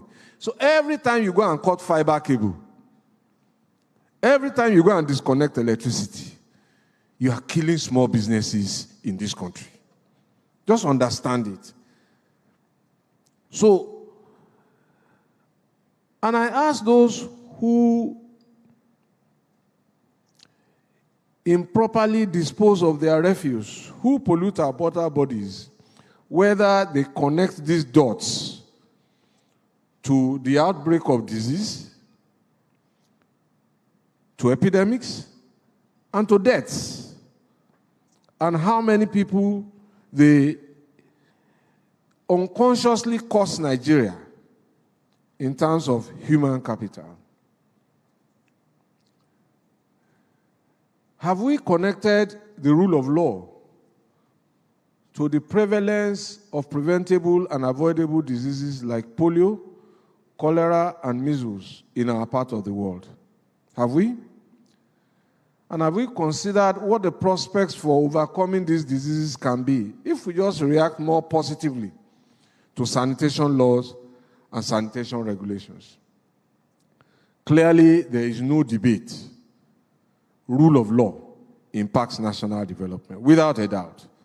The more of it you have, the more prosperity we see, and vice versa. Ladies and gentlemen, I am done. But after I finished writing this piece, I asked one of my colleagues, because I don't use, what's it called now? WhatsApp and all of that. I use AI for roadmaps. I use AI on my search engine, but I don't use GPT or whatever it's called. So I asked him, I said, look, ask ChatGPT to write the same speech for me. It's a 2.5-page thing. I think I can quickly read it in 4 minutes. And essentially, it agrees with all what I have said about investment, about quality of life. I won't read it. But ChatGPT then quotes me in 4 places. In 2010, in 2012, it quotes me in 2014, and then in 2015. And then it quotes Chief Awolowo. God bless his soul. So I said to my colleague, I don't remember saying these things. I said, so go and fact check these things for me. And let me see. And ChatGPT comes back and says, well, you know, I can make mistakes. I'm not above the law. Ladies and gentlemen, thank you very much.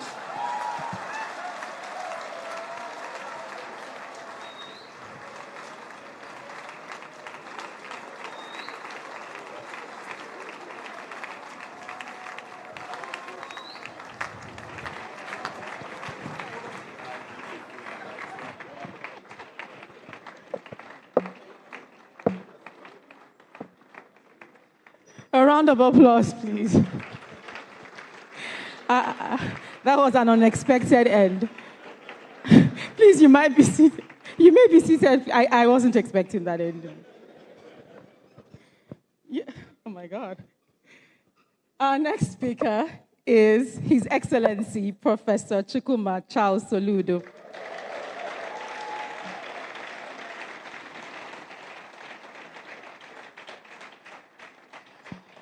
Professor Chukwuma Charles Soludo is a globally respected economist, reformer, and current governor of Anambra State.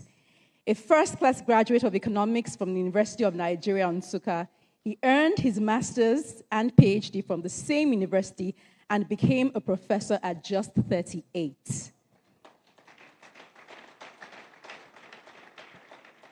Internationally, he has consulted for over 20 global institutions, including the World Bank, the IMF, the United Nations, and the Africa Development Bank. He has held fellowships in the universities of Cambridge, Oxford, and Warwick. At home, he has served most notably as the governor of the Central Bank of Nigeria from 2004 to 2009, where he led one of Africa's most transformative banking reforms, winning global accolades, including the Central Bank Governor of the Year by the Financial Times and Euromoney. He holds the national honor of the Commander of the Order of the Federal Republic, CFR, with over 200 awards to his name.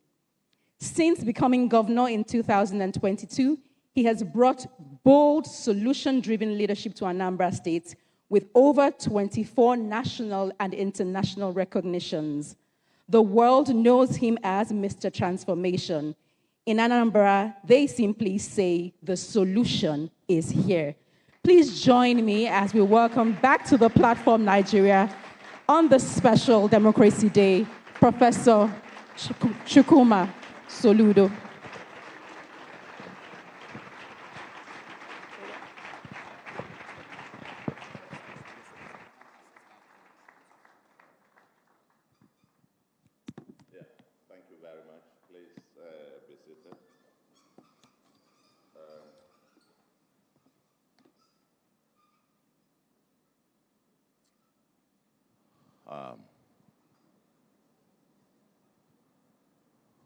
What a day again.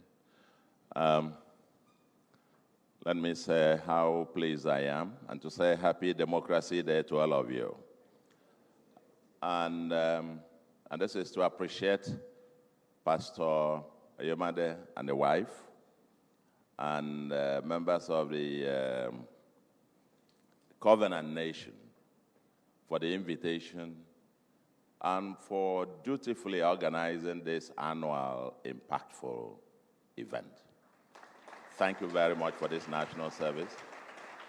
And to my colleagues, Professor Jega, the former president, I missed yours. I was rushing and still writing my thing. You see, I'm still with my laptop because even at the waiting room there, I was still writing. So forgive me, and I'm going to read quite a bit of it. And to my teacher, I just whispered to him, Governor Fashola, that I will be coming for part 2. Because when I was sworn in as governor, he happened to be one of the first persons. I went to him then as Minister of Works to take some tutorial, because there are quite a lot of parallels and similarities between Anambra State and Lagos.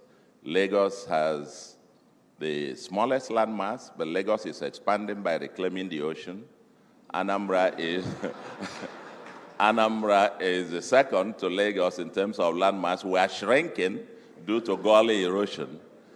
We have the second highest population density after Lagos. And so quite a whole lot of parallels. That's why I went to him for some tutorials on how to begin. And fortuitously, the subject matter he discussed now, he told me, given the context of the time, start with law and order. Law and order. And I want to say to you, my teacher, that when you go to Anambra today, when we set up SASA, a special anti-touting squad, where we have the Ocha Brigade getting the violators of environment and so on, or we have ATMA, our Road Transport Management Agency, catching all the violators and being active and clearing the roads and so on and so forth. Well, the ones that they do right, I give you credit. The ones they do wrong, they hold me. Let me quite say that quite excited to be here as always, even though I must apologize that what you're going to hear will be quite disjointed because, like I said, even up until this, while I was at the waiting room, I was still writing. And I'm going to dutifully just read it. I haven't even reread it. I've been writing through to this morning and just come here to read. If I have punctuation errors and so on, you take it, but you'll get it after my speech. And because of where I sit now, I have to carefully just read every word because in this time and moment, I don't want to come back to say, no, I was misquoted.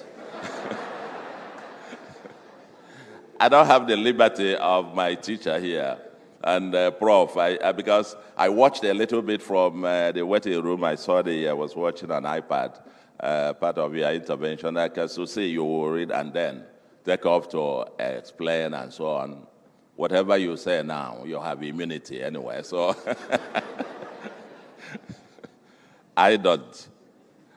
So let me get to it. I was asked to speak on rebuilding our nation. That's the title, Rebuilding Our Nation. This is a short topic, but we will need volumes of books to address. The topic itself presumes a sense of nostalgia for a nation with a glorious past and to which we now need to rebuild. Several thoughts race through my mind as I try to reflect on the topic. Have we had a nation? I am reminded of the famous quote by the late sage, Chief Obafemi Awolowo, who argued that, quote, Nigeria is not a nation. It is a mere geographical expression, in his Path to Freedom, 1947. And during the campaign for the federal elections in 1959, Dr. Azikiwe and Alhaji Ahmadu Bello were reported to have had exchanges which reflected the fundamental differences about Nigeria among the founding fathers. Zik was reported to have told Bello, quote, let us forget our differences, end of quote. And Ahmadu Bello was reported to have retorted, no, quote, no, let us understand our differences. I am a Muslim and a Northerner. You are a Christian and an Easterner. By understanding our differences, we can build unity in our country. End of quote. But have we actually had a true country? Chinua Achebe's view was that, quote, there was a country, end of quote. There was a country. That's Chinua Achebe. From Awolowo's view in 1947 to the views of Ahmadu Bello of 1959 and Chinua Achebe's 2012, what has changed? Nigeria is said to have about 371 ethnic groups speaking over 500 languages. It is also a multi-religious country. Our current national anthem, which I love, acknowledges our differences, but with a positive affirmation of our resolve to stick together. When it says, though tribe and tongue may differ, but in brotherhood we stand. The march to nationhood is still an aspirational prayer in the last stanza of our national anthem, where we pray to God of all creation to grant this our one request to, quote, help us to build a nation where no one is oppressed, and so with peace and plenty, Nigeria may be blessed, end of quote. The point must therefore be made that Nigeria, in its checkered history, has always been a work in progress in its march towards a more peaceful, united, equitable, and prosperous nation. We need to be intentional about creating what the slogan of the National Party of Nigeria, NPN, 1978 to 1983, described as, quote, one nation, one destiny.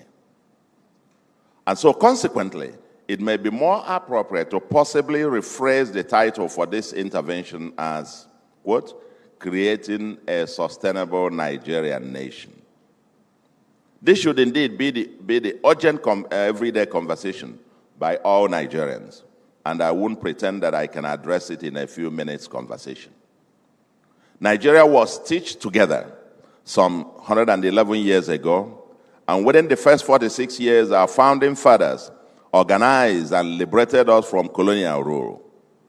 In the last 65 years or so, we have had checkered experimentations to forge a nation to liberate our people from underdevelopment.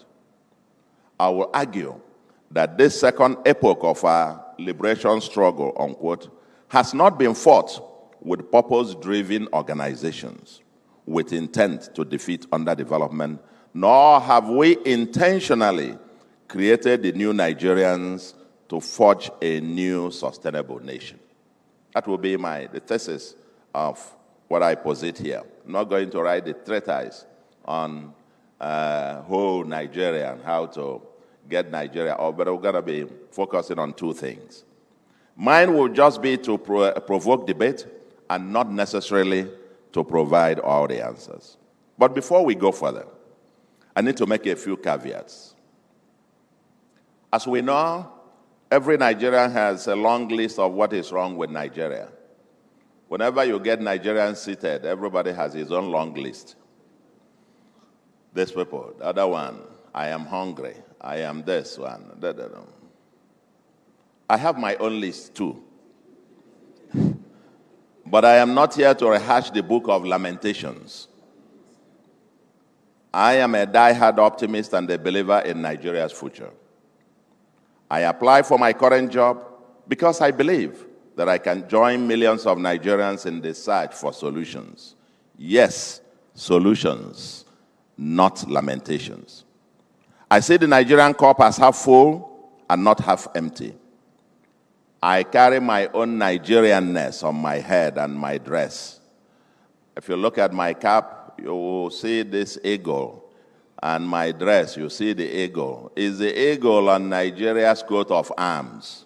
So I carry my own Nigeria on my head and my destiny, and so on.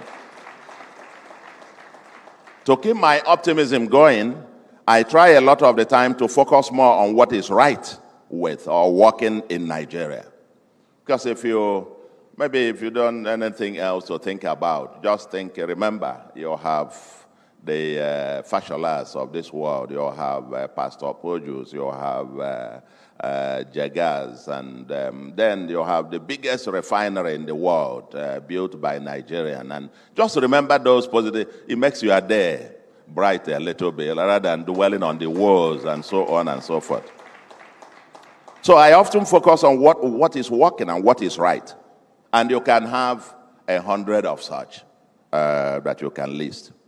Yes, we still have a very long way to go, but we must appreciate how far we have come. Often, because unless we do, if you check Lagos, here you are, most of you here in Lagos. Check Lagos 20 years ago or 30 years ago. It's not the same as Lagos of today. After graduation, I was working at La Pal House at Coopers and Libran. Going through the traffic, and then there was no Third Mainland Bridge. And then going through the traffic and getting down to the island every day, or going through Oshodi, where you need to have a human traffic. You need to ask somebody to step out so you can put your feet. And Lagos of today, there is something to appreciate that we have come a long way, albeit that there is still a long way to go. Second, I would disappoint many who would expect me to comment on the economy. I'll start by disappointing Pastor Oyemade.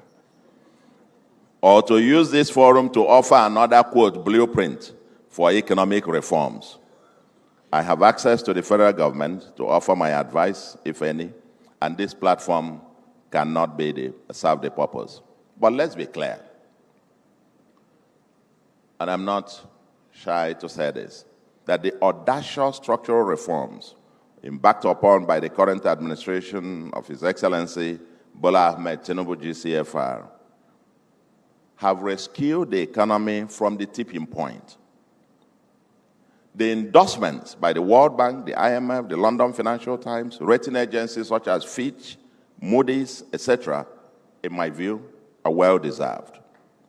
Of course, many people know that I made a living criticizing the World Bank and the IMF. I made quite tons of money criticizing even books, which one of my books was, they told me at the World Bank bookshop, it was their bestseller at some point. As governor of Anambra, I have even rejected a World Bank loan because of the terms. But on the matter of the trajectory of the current economic reforms, the World Bank and others, in my view, are largely right. Funny enough, when these institutions criticize the government, some people use them as validation of their own criticisms. But when the same institutions give a positive report, they are derided as, quote, neoliberal, out-of-touch institutions. In 2023, I had described the state of the economy when this government assumed office as akin to a standing dead horse. And public finance was about to tip from insolvency with potential catastrophic consequences, including possible mass retrenchment of workers and or arrears of salaries and pension. You see, when the previous administration passed the 2023 budget that had a clause that subsidies will end by end of June, it was an indication we had reached the end. You could go no further. There's a limit to which you can continue to print money, to do business. And the consequences of hyper or high inflation were just predictable. I'm one of those who raised the alarms at some point, and at some point I had to say to the regime then, with the then governor of Central Bank, and I'm happy to say this publicly, in one session, coming back to rule of law, I had said to them that this printing of money, illegally, printing of naira, if the CBN Act, the provisions were obeyed, there was no time that you could have had more than 500 billion standing as ways and means. None. But they were obdurately, illegally printing money, went to 1 trillion, 2 trillion, 10 trillion, 12 trillion. That was when I said at a meeting, Governor, obey the law or amend the law. The way you are going was tipping the economy into the Atlantic Ocean. And what he said then, the response was, come and imprison me. I am helping the country.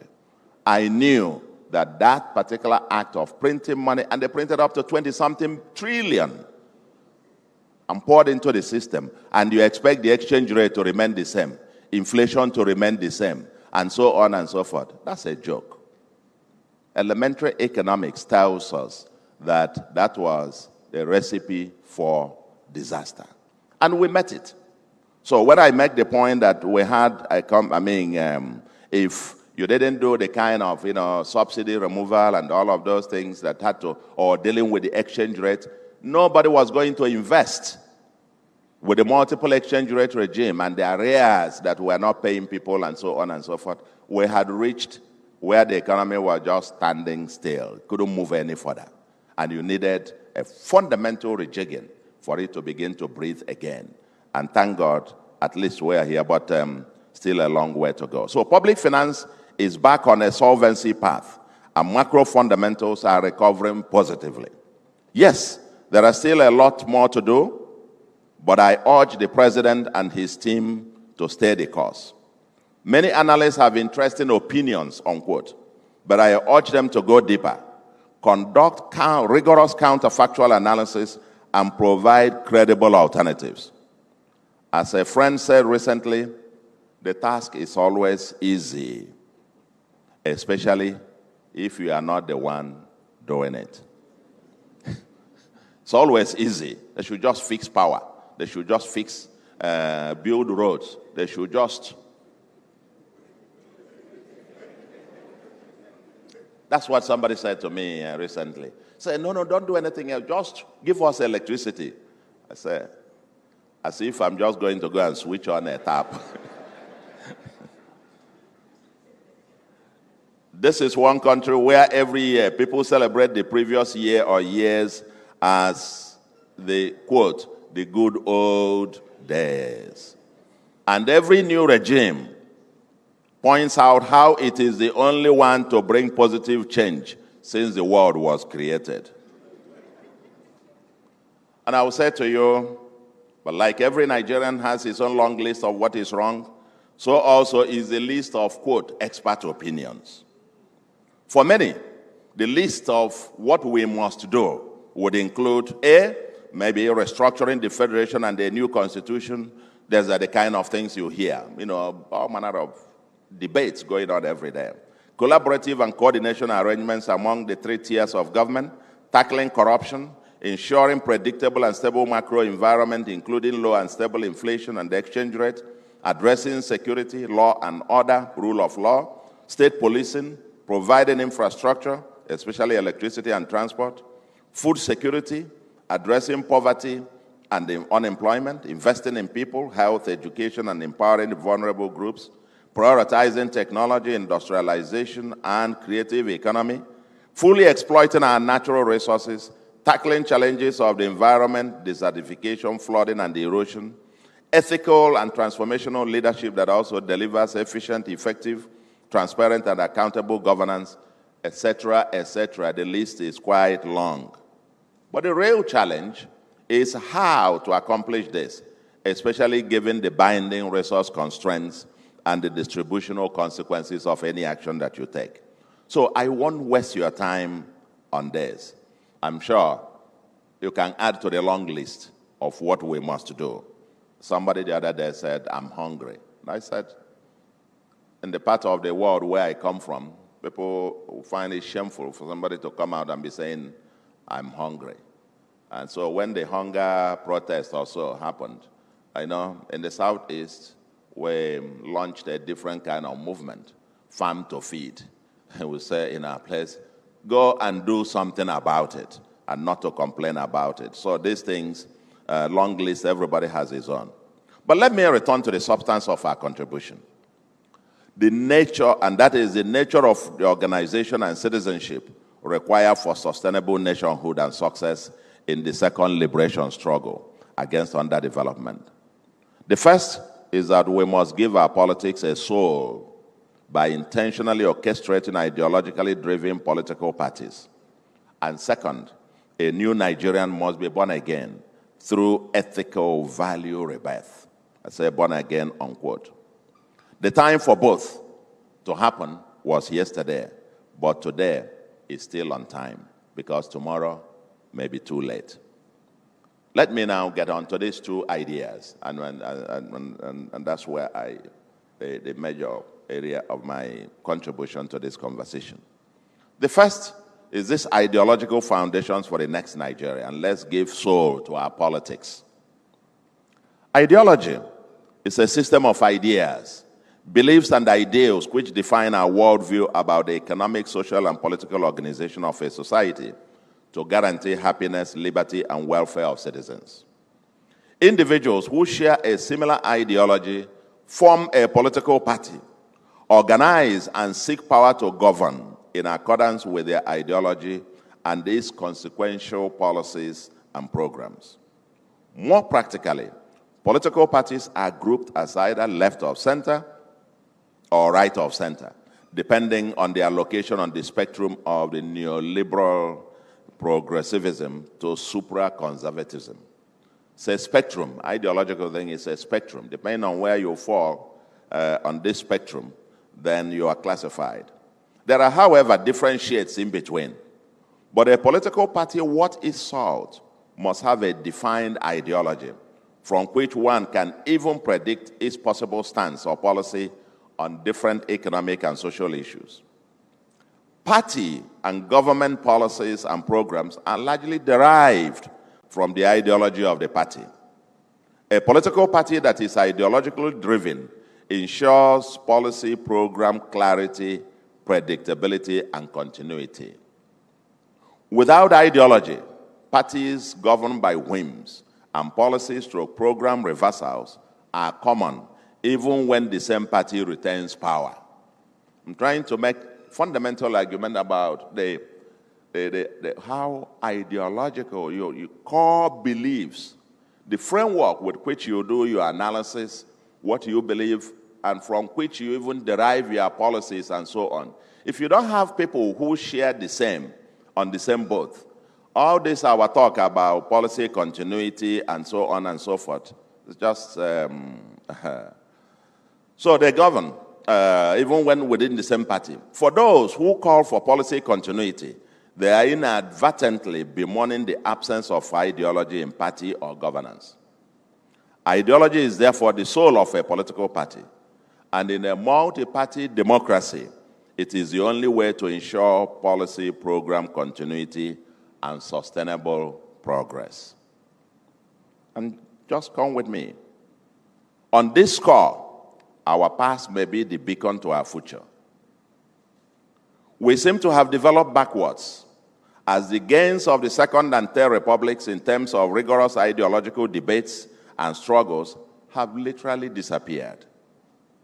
I invite you to review the ideologies and programs of the 5 and later 6 political parties in the Second Republic of 1979 to 83.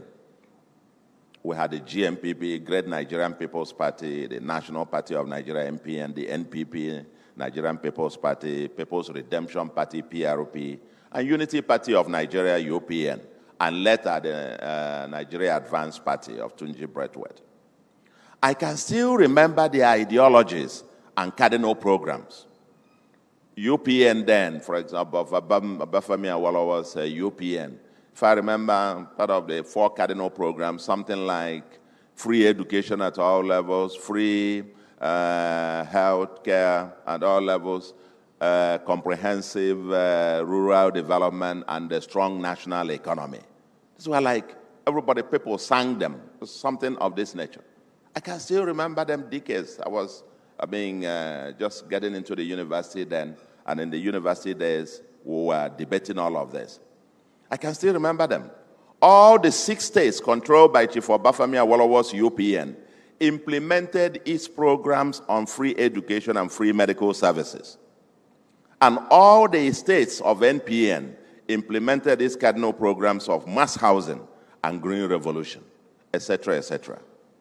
During the Third Republic, President Babangida experimented with 2 ideologically defined parties, National Republican Convention NRC as right of center and the SDP left of center.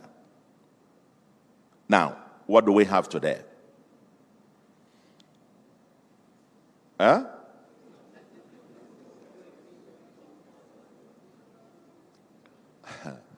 In my view, ladies and gentlemen, what we have is one party.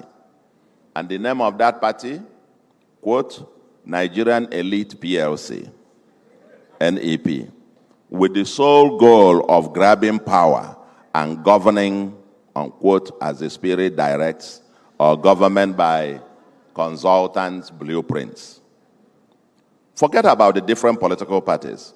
They are, with one or two exceptions, but different factions of this Nigeria Elite PLC, largely split by quarrels over exclusion or inclusion in the, quote, dining table.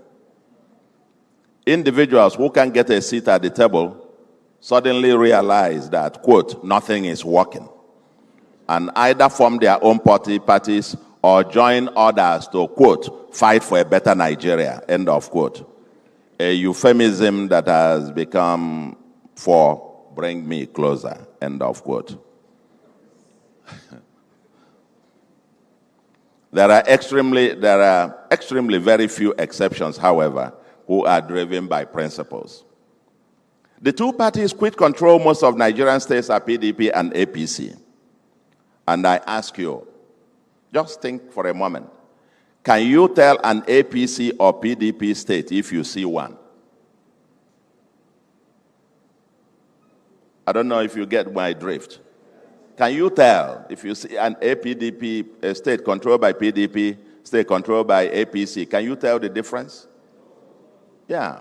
In the Second Republic, all the 6 states controlled by UPN, we knew, you could tell, once UPN got power, you could predict what their policies, what their programs would be, and they dutifully implemented them.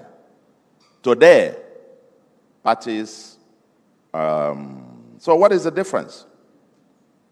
I don't know how many politicians today, because we used to debate as student activists in those days, we used to debate the different ideologies of these parties, and we used to have these politicians come on television debating their various ideologies, what they stood for.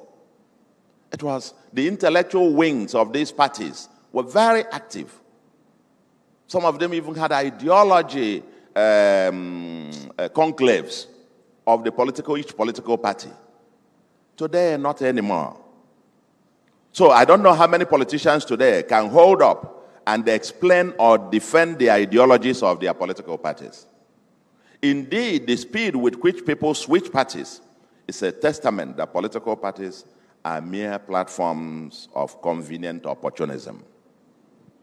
No principles, no public purpose, only personal convenience. Even the APC started off as a marriage of convenience with the merger of ACN, ANPP, CPC, and factions of APG and PDP with the goal of grabbing power. But I dare to suggest that after 10 years of governing at the center and controlling most states of Nigeria, it is time to be very intentional about its ideological foundations. We need to be core. You need to have a core of what we can relate to. So we know what we are getting, and we can predict what the next one will be, and so on and so forth.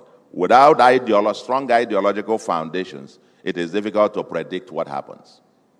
It will become, depending on who comes, throw away everything, start this one again, and go. Some will go extreme right, some will go extreme left, extreme right, or some will go even backwards, as the case may be. I have reviewed the objectives and programs of almost all the registered political parties today in Nigeria, and I can confirm that they are largely, quote, copy and paste to scale through registration by INEC. Prof. When they come for your registration, you have to have a checklist. Do you have a manifesto? Yes. Do you have your constitution? Yes. So everybody goes, you take this one. Okay, they need, what is manifesto? You go and grab the one that the other people have, turn it and change a few things. You submit. Okay, they have manifesto. Yeah. With little or no substantive differences. In substance, Almost all the political parties subscribe to the social democratic ideals.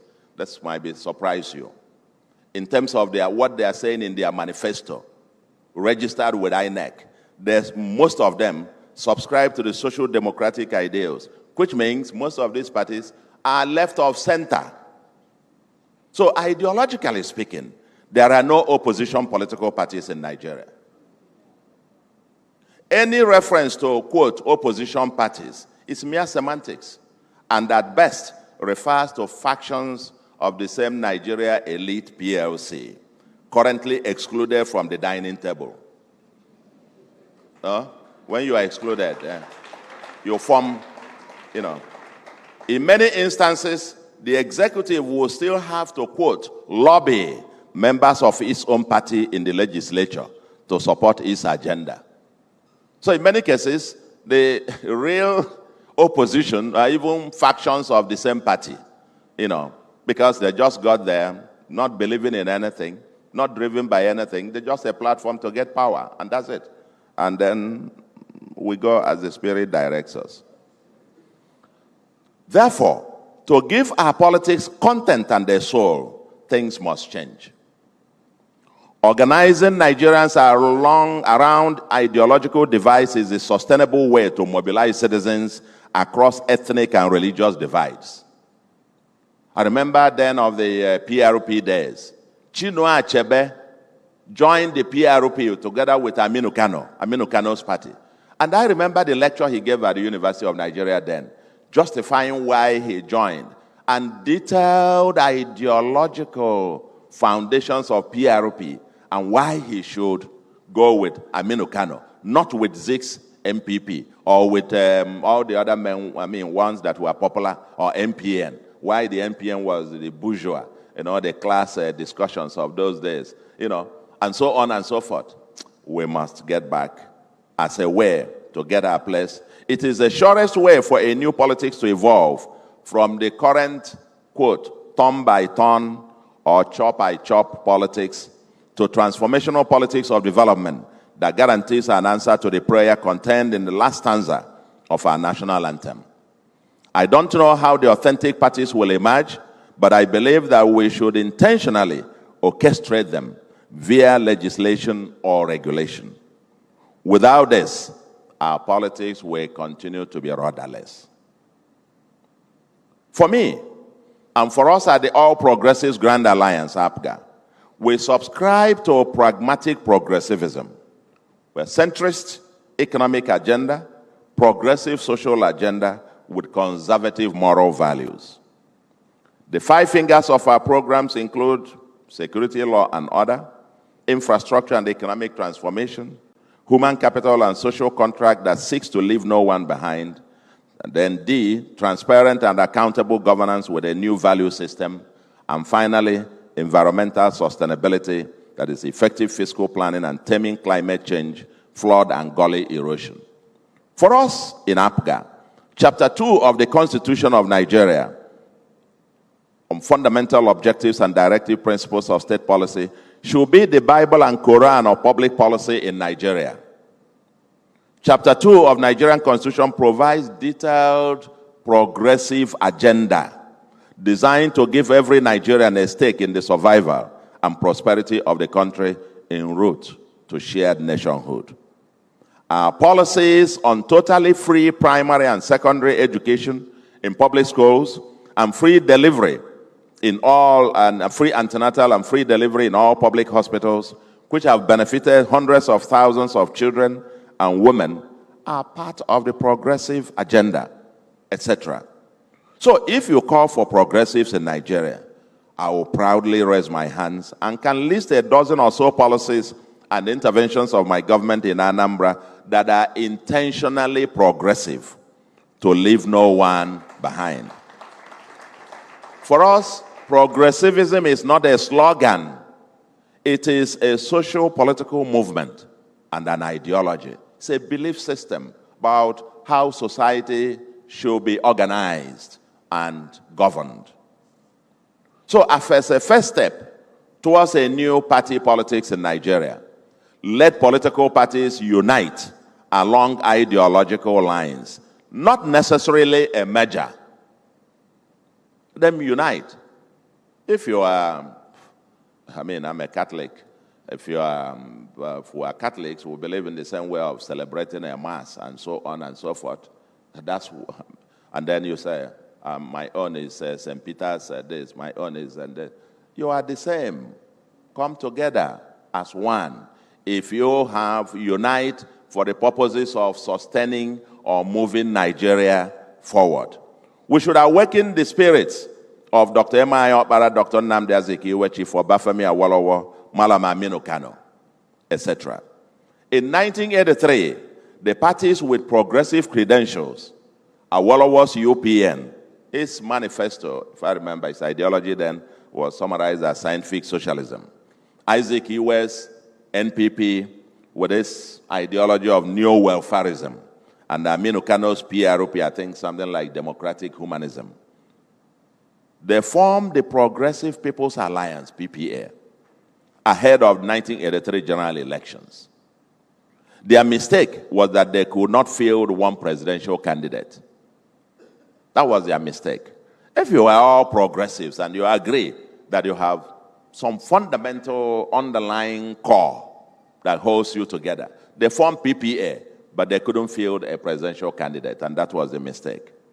So on ideological basis, go to INEC, pick up all the manifestos of our political parties, even their various websites, and study.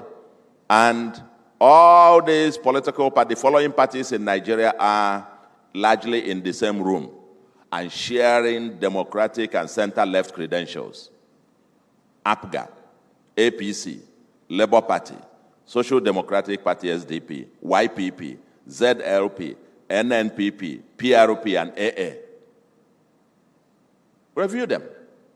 They are all left of center parties. And so, my view is that all these center-left parties should form the new Progressive People's Alliance, PPA, ahead of 2027 general elections, but avoid the mistake of 1983. Unlike in 1983, the new PPA should field one presidential candidate in 2027. The Alliance of Progressive must refine and deepen the platform of progressivism and keep the flag of reforms flying. Even politicians in PDP with progressive ideological leaning may also join the alliance. Nigerians need to see progressives working together to deepen and coordinate progressive reforms across all progressive states, as happened in the Second Republic, with impactful results. The others can then organize themselves, perhaps into the conservative movement, and present Nigeria with credible alternatives to policies and directions and so on. This will signal the birth of a new politics for sustainable transformation in Nigeria. Now, if we do this and we have all those who believe the same thing, instead of saying they're bickering as if we're not different or debating Mr. A, Mr. B, let's all come together if you all believe the same thing and move this country forward for predictability, continuity, and sureness, and the people can know what they are picking from. After we finish this, the second part and the last, the second and the last point that I says, the ethical and value rebirth towards that new Nigerian. And I ask, after fixing our politics, where are the Nigerians to play it or follow? And more often we focus on the leadership. For sure, there is a lot that is wrong with our leadership, but leadership often reflects the larger society, its values, ethics, culture, beliefs, and expectations. Leaders are products of the society, and you can't give what you don't have. Most Nigerians are, through acts of omission and commission, complicit in what ails Nigeria. We must solve it together through mass involvement and intentional social reengineering. We must deliberately create a critical mass of new Nigerians, unquote, who believe in her and are ready, if necessary, to die for her. The struggle for liberation from colonialism would not have been possible without the nationalists of the time.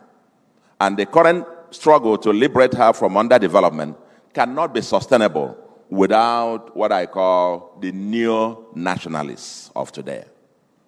No nation has prospered sustainably without the critical mass of patriotic, vigilant, and actively participatory citizenry.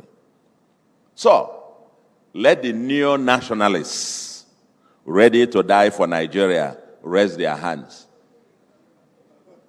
I'm looking around. Aha. Predictably, very few. Predictably, very few. Those who are the neo-nationalists. You cannot have a nation without nationalists. Okay? So very few. And this is quite telling. So how do we raise the army of Nigerian champions to create the future we desire then? If there are very few that are willing to step out and be the ones who want to die for the country. The answer is long, but the shortest answer is to give the citizens stakes in the society by investing in their future. Examples like, current examples, what the federal government is doing, the NIL Fund, the student loan scheme by the federal government, which was also, I think, the case in Lagos here and Kaduna states, the cash transfer schemes. In Anambra, we have the One Youth, Two Skills program, creating thousands of our youth millionaires, a free primary and secondary education, and soon to disburse bursary program to our students in higher institutions. All these excite youths and students and could hopefully create stakeholders in the Futures project. When we set out and distributed over 2.2 million palm and coconut seedlings and other rare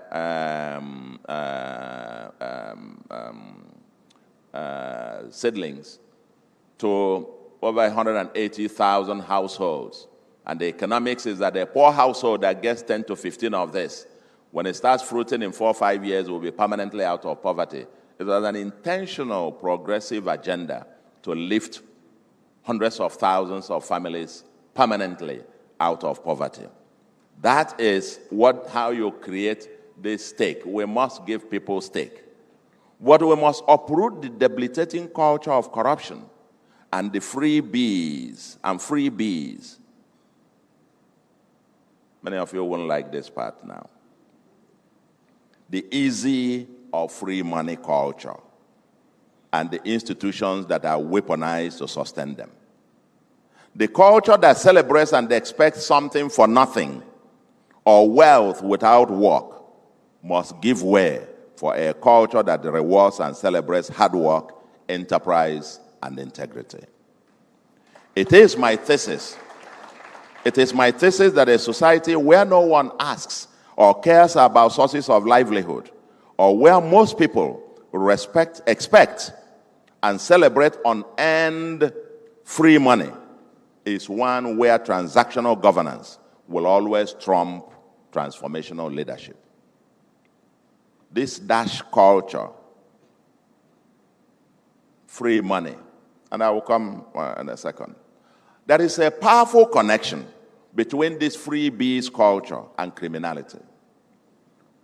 Criminality including bribery and corruption, drug trafficking, oil bunkering, internet scams, prostitution, trafficking in persons, banditry and kidnapping, etc. Beneficiaries of these crimes become lords of the manor, brandishing unexplainable wealth and phantom titles for validation, while the society cheers in celebration. And surely, a society gets more of what it celebrates.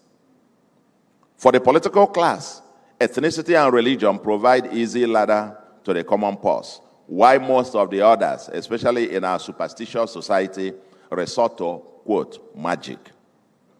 Of course, there is a long thesis about how the pervasive looting of public treasury by politicians and sharing of same to the poor masses over time have numbed public sensitivities and normalized the behavior to the extent that public officers who leave office poor are derided by the same masses as being, quote, stupid. Isn't that tragic? And that's a long topic for another day. I tell you, the day I gave a lecture just a few years before I joined government, I think 2016 or 17, I gave a lecture in a university, public lecture. The whole field, the auditorium was filled with only lecturers. This is a very important example to give you. Only lecturers. Minimum qualification there must have been a master's degree. And after speaking for a while, I was talking about, so I was leading to a point, and I asked them a question. How would you react? Gave two examples. One, a minister, and I mentioned the portfolio of the minister. I won't tell you. And one, a state governor. And both of them served in government and served for 8 years. And they leave office. They were driving rickety Corolla, 2000 or whatever, before they went into office. And they leave office and went back to their car, went back to the high-density neighborhood where they were living in a 3-bedroom flat. And I asked them, what will you think of him, of these two persons? I remember the vice chancellor, who was sitting at the high table. His own reaction was, he was doing like this. And then from the audience, somebody must be stupid. Others say he must be a fool. Others say he must be an idiot. One says he must be pretending. They must be pretending. Then I likely said, oh, I think I had somebody say that there must be sense. And everybody laughed in disbelief. For me, and I turned to them and said, if this is like a controlled experiment, what all of you are saying, the people there constituted, by the level of their qualifications and the exposure, they constituted 0.01% of the Nigerian super elite in terms of their education and knowledge. If this is what you think, you are the one expecting your public officers then to be corrupt. You are demanding of them to be, otherwise you think of them as being stupid, foolish, and so on and so forth. A few days ago, I had a conversation with some people, and we were talking about somebody, and one of them was saying that the one particular guy who had served in government as a minister, oh, the guy is very rich. And the person who was making this comment has no idea who this guy is. And I said, how do you know? He said, I don't remember. He was the minister in charge of this, where they were, I don't want to give an example that he gave because you might begin to guess who he was talking about. But how he was, the example he was given was because he was a minister in charge of a particular portfolio that was apparently in charge of a heavy, lot of transactions or contracts given, then he himself, he must have. If this, all the people there concurred before I interjected, something is wrong. Something is wrong.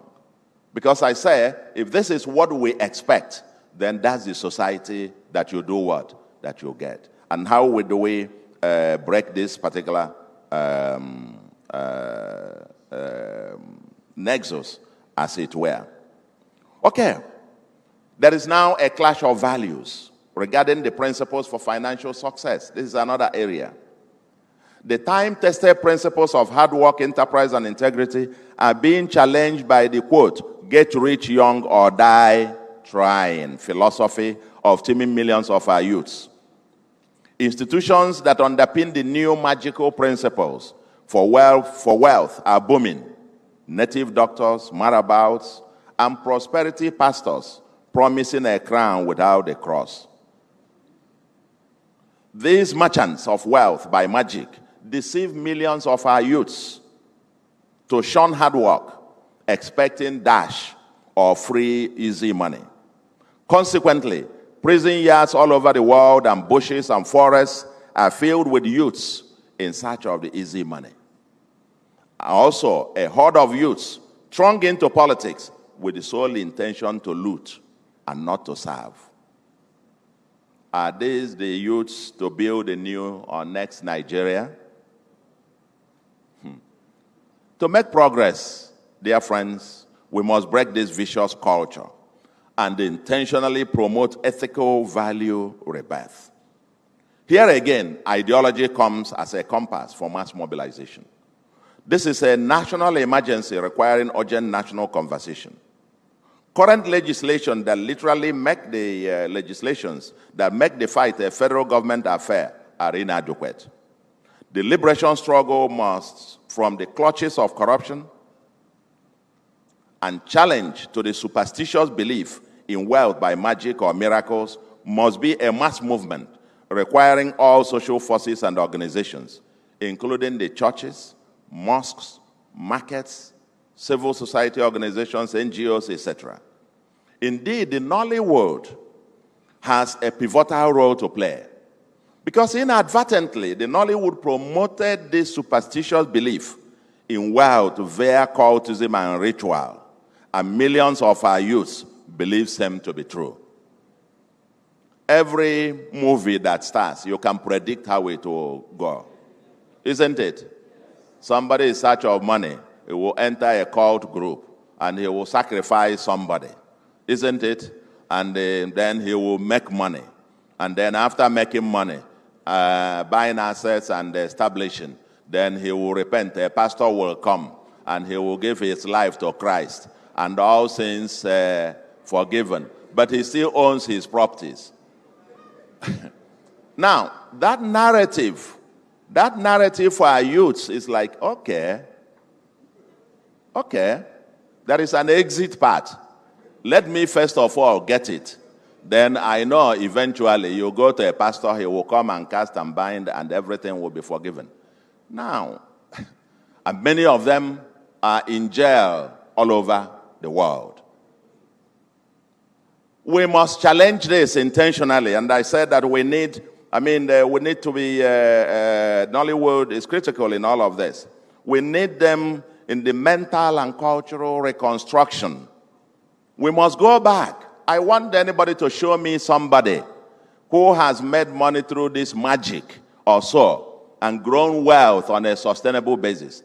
If that were to be the case, I don't know, maybe these people should be the richest people on earth. The native doctors and those who give you this and you become rich and so on and so forth, but they still need your money for themselves. They don't sit down and multiply their own money. Let me tell you, if you have 10 naira and you keep doubling it every day, in 6 months you'll be the richest man on earth. So if these things work, why aren't there the Dangotes and the Elon Musks of this world? People are going to the moon and to the distance, and these people want human sacrifice. They want baby. They want this one. They want woman. Again, connecting the dots to criminality. I haven't seen. Show me. And I'll come to that in a second, because in Anambra, we have something going on. We need a citizens' code of conduct and reinvent institutions like the SY War Against Indiscipline and Corruption, MAMSA, and mainstream them with national, state, local government, and community institutions. Our curriculum in primary and secondary schools must include civics and nationalism. In Anambra, and as part of our fight against criminality, we decided to go to the roots and seek to uproot the institutions that give the criminals a false sense of invincibility and promise of wealth by magical means. With our novel Homeland Security Law enacted January this year, we have criminalized the practice by native doctors and others that promise wealth by magical means. The use of any property for manufacture, sale, or consumption of illicit drugs, kidnapping, etc. If we get you any of these things practiced in any property, become a property offense. You can't use any property in Anambra, whether land or building, to do any of these things, and we'll take the property will belong to the state, and we'll prosecute you. We have challenged anyone to come and prove that one can be wealthy through magic. I said to them, I also need money. So if you can, if this your magic can work, come to Oka. All of us will line up. My job will be made very easy, isn't it? My job will be made easy if all persons in Anambra are billionaires. I want us to line up. Come there and show me that you do and then it will be funny if it is not tragic. Well, but it is tragic. Because thousands of our youths are being deceived. First of all, you do these things and you tell them that if they carry drug and go abroad, the scanning machines will not detect them because you've done the charms and the stuff for them. And they go there, the prison years are filled with all these guys. I think about 3 weeks or 4 weeks ago, 23 Nigerians were executed in Indonesia, 1 from Edo, 22 from Anambra. Yes. These guys were the ones, that's what they call Okite. They do the charm for you and you become anything. And they are the same people doing it for the criminal, the kidnappers in the bush. And I'm sure these bandits and so on who get into all these things, they go to patronize these same people. And if it was so, then the native doctors or some of the pastors should be the richest people on earth. And under our law, anyone could be questioned to explain his or her source of wealth. Anyone could be. And we have also stopped indiscriminate award of phantom chieftaincy titles, especially to persons without verifiable means of livelihood. Without verifiable means of livelihood. Because the first thing they do, they get into these crimes. Either Yahoo, or whatever. You catch them. Catch hordes of youths. They're doing nothing. 9 a.m. they're in the beer parlor drinking beer. And it's drinking beer. And it's waiting for magic. The other one, they go for crusade somewhere. And hoping when he sleeps there 7 days, money will start falling from the sky. No, now. So I'm sure, Pastor, you are going to help us in this one. Pastor will help with this crusade, this one. We got to tell these guys, it just doesn't work. You know? So, the criminals and shady native doctors are on the run from Anambra. They call it also Soludo. Soludo's run that they are running. And together with the efforts of our security forces, this has brought crime rate to the lowest ever. And we believe that Anambra is now the safest state in Nigeria. We have a massive reorientation program, and I'm glad that other states in Nigeria are now copying the essential parts of our homeland security law. Because so comprehensive, we are tackling criminality at the roots, so to speak. We can't have a society this way, you know.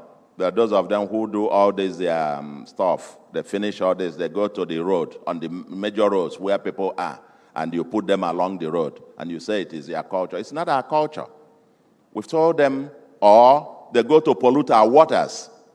All these women who dress with their red and white, they go to do all manner of things and pour into the river. It's not only an environmental crime now in Nigeria, in Anambra, we've connected it to criminality because they're also aiding and abetting these people. When you put these things into the water, somebody down the road has come to fetch water to drink and is drinking all the poison that you are pouring into the waters and so on and so forth. We must cleanse and begin a new society, a new mindset, a new society that can thrive and so on and so forth. So we have a massive reorientation program, especially challenging these superstitious beliefs in wealth through magic or miracles and systematically rescuing our youths and redirecting them back to basics, hard work, enterprise, and integrity as the proven templates for sustainable wealth. We are happy, as I said, that some states are taking this template. Our government is living by example in austere prudence, transparency, and accountability. In 3 years, we haven't borrowed a kobo, devoting 77% of our spending on capital projects, and the results of our transformation are evident. You've got to live out what you say. As a country, we must design conscious programs to kill religious and ethnic bigotry. We need a national conversation around citizenship versus indigenship versus residency. Can we create a Nigeria where state of origin or religion will no longer be a defining basis to participate or benefit from public space? A new Nigerian personality will never emerge if one is constantly reminded that irrespective of how many years or generations you have lived and even invested in a place and paid taxes all your life, you still don't belong there because you or your parents' state of, because of your parents' state of origin. You can't create the new Nigerian that will believe in this country and that can get on to do things. I remember in the First Republic, before even the First Republic, Nnamdi Azikiwe ran for election in Western region and won election into the House of, and I was almost formed the government. He would have become the premier of Western region, but for the cross-carpeting that happened then. The mayor of Enugu was one Usman, and I learned some Igbos were winning elections in Kano, and so on and so forth. We seem to have gone decades, we seem to have developed backwards. So the evolution of that Nigerian who will describe himself proudly as Nigerian and not necessarily as, oh, once Nigerians meet and shake hands, which state? Which state? And once he defines the state, that defines the person. You can never create a nation this way. We can't.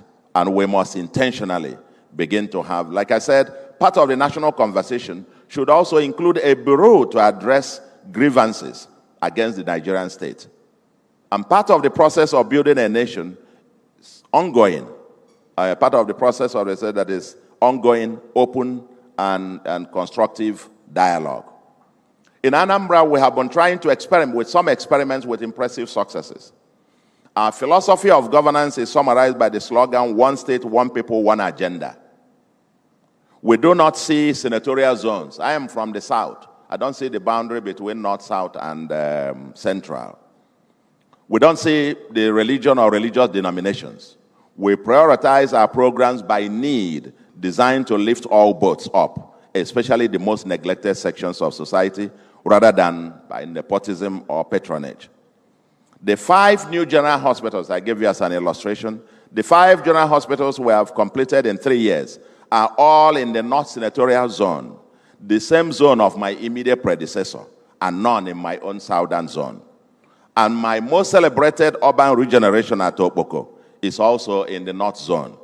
We are prioritizing the people that are in most need, rather than where I come from. This one is my village, and so on and so forth. We have erased the tensions among Christian denominations to the extent that the Christian Council of Nigeria, CCN, including the Anglicans, Methodists, Salvation Army, etc., gave us an award, a historic award, as father of ecumenism. If you know the denominational tensions in Anambra before I assumed office, and that I've fostered over the years, you will understand what that means. And the Pentecostal Fellowship of Nigeria, PFN, agreed. I have appointed permanent secretaries from Abia and Osun states, while my other political appointees also, in addition from Anambra, cover Kogi, Ebonyi, Imo, Delta, Enugu, and the Imo states. Indeed, the 8,115 new teachers and over 1,000 medical professionals who recruited come from 18 states of Nigeria. We must intentionally mainstream one nation with one destiny. Conscious steps.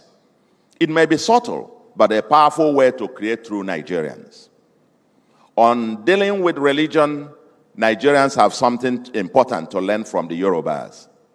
Where in a family, the husband could be a Muslim, the wife a pastor, while the children choose their religion. Okay? My teacher here is a, when he was governor, and I said, he is Muslim, and the wife happened to be Catholic, if I'm not mistaken. Yes. I said, how does it work? So, both my teacher here Such a level of religious tolerance should be a template for the next Nigeria. And my teacher here, the Yorubas and President Tinubu, are really a leader in this regard. I applaud that, and it should be a template for us to take. So we must stem this bigotry and focus on the person. What value are you bringing to the table? Rather than how you worship, what language you speak, where your great-grandfather came from, and so on and so forth. Without that, we will never have a nation. We must think of the human person. And that actually, for me, this religion and ethnicity are weaponized by the politicians in order to have advantage. By keep emphasizing how we are different, so I am the one going to fight for you. We weaponize it in order to take advantage of the public purse. And until we get back to ideologically driven politics, where an Aminu Kano will go in alliance, Chinua Achebe will join Aminu Kano rather than join Azikiwe or rather than join anything. Unless we get there, we're just playing pranks with this. We must now conclude. Nigeria is God's greatest gift to the black race. For me, I believe that. I am a Pan-Africanist, still dreaming of the United States of Africa, with Nigeria at its core. I believe that this century is ours to claim and to dominate the next century. But it all depends on what foundation our generation lays today for our future generations. Frantz Fanon reminds us that, quote, each generation must, out of relative obscurity, discover its mission, fulfill it, or betray it, end of quote. As pilgrims here on earth, there is no time to waste. Complaints or protest is good, but better to do something constructive about the subject of complaint. For me, organization is power. And the powerful fundamental thing that we use in a democracy to mobilize and articulate the aspirations, the challenges of the people, and proffering solutions, that platform is the political party. So a fundamental step towards a sustainable Nigerian nation is for all apostles of progressive change to unite around a consolidated agenda for sustainable national rebirth. When progressives come together, let's give Nigerians a progressive agenda that everybody can relate with and that everybody can be held accountable to. For starters, all the Progressive People's Alliance PPA states should guarantee access to qualitative and truly free and compulsory primary education, as well as free secondary education and mass access to qualitative health care. For me, the UPN of Bafemi Awolowo's mantra on human capital will need to reinvent that and make it even justiciable, in my view. They should also commit to a timeline to make key provisions of Chapter 2 of the Constitution, which contains the principles for progressive change, enforceable. This will be the badge of progressivism and the foundation to give every child and every citizen a reasonable stake in the new Nigeria. We can't ask for their patriotism if we have not invested systematically in their future. Let the conversation continue. Thank you very much, and God bless you.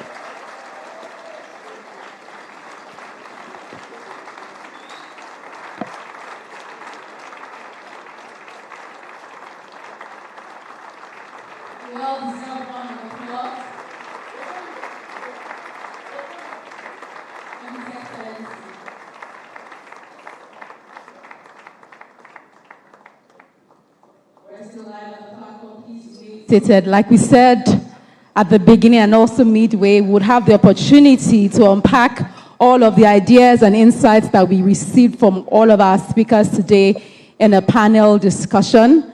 So please remember that you can join this by sending in your questions. I've already seen a lot of questions coming. Thank you to those who have sent the questions. You can still send your questions in using the short link bit.ly/theplatform June 12. All of our speakers are still here and will participate in the panel session. Just before we cut to the panel session as we set up, stand by for a broadcast from the Platform Nigeria studio.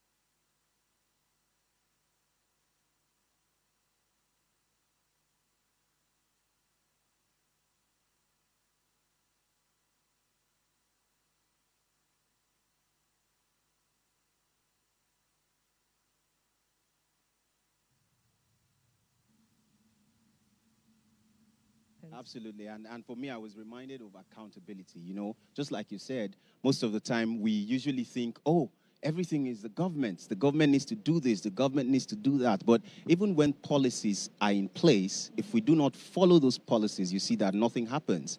So we also have to be accountable to ourselves as, you know, individuals in the society and ensure that we do the things that we need to do when no one is looking, right?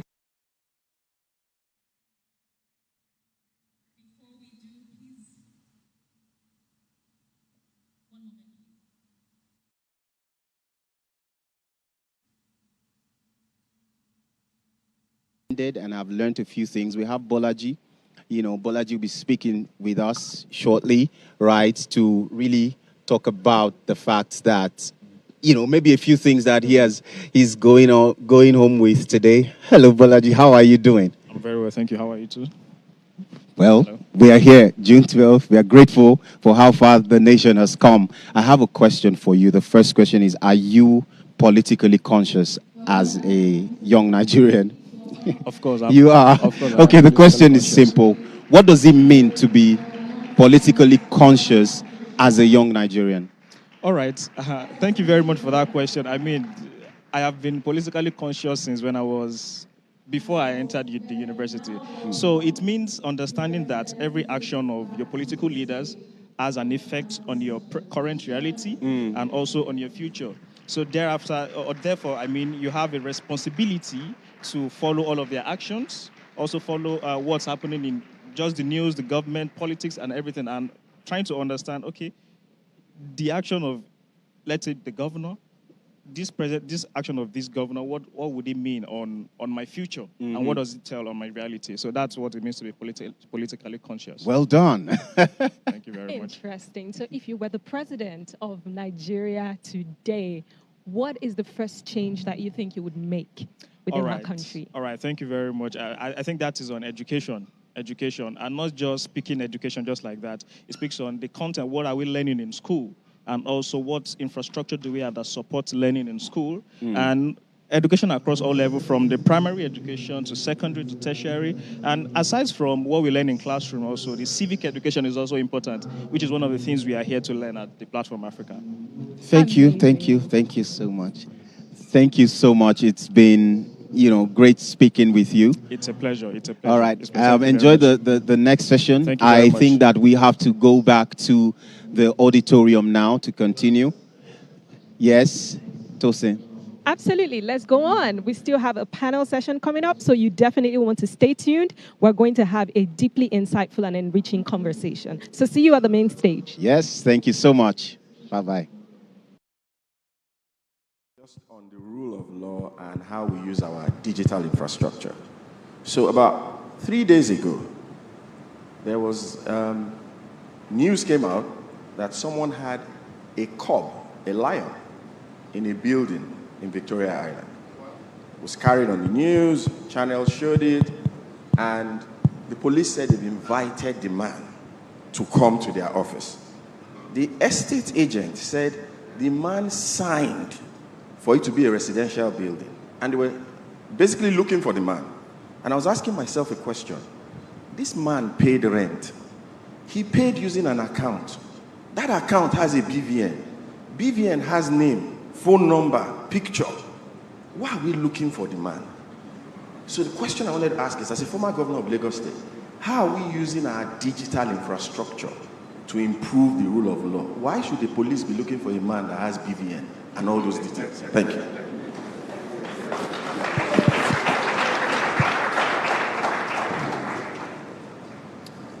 Well, I think that just speaks to the quality of human capital in very critical aspects of our lives and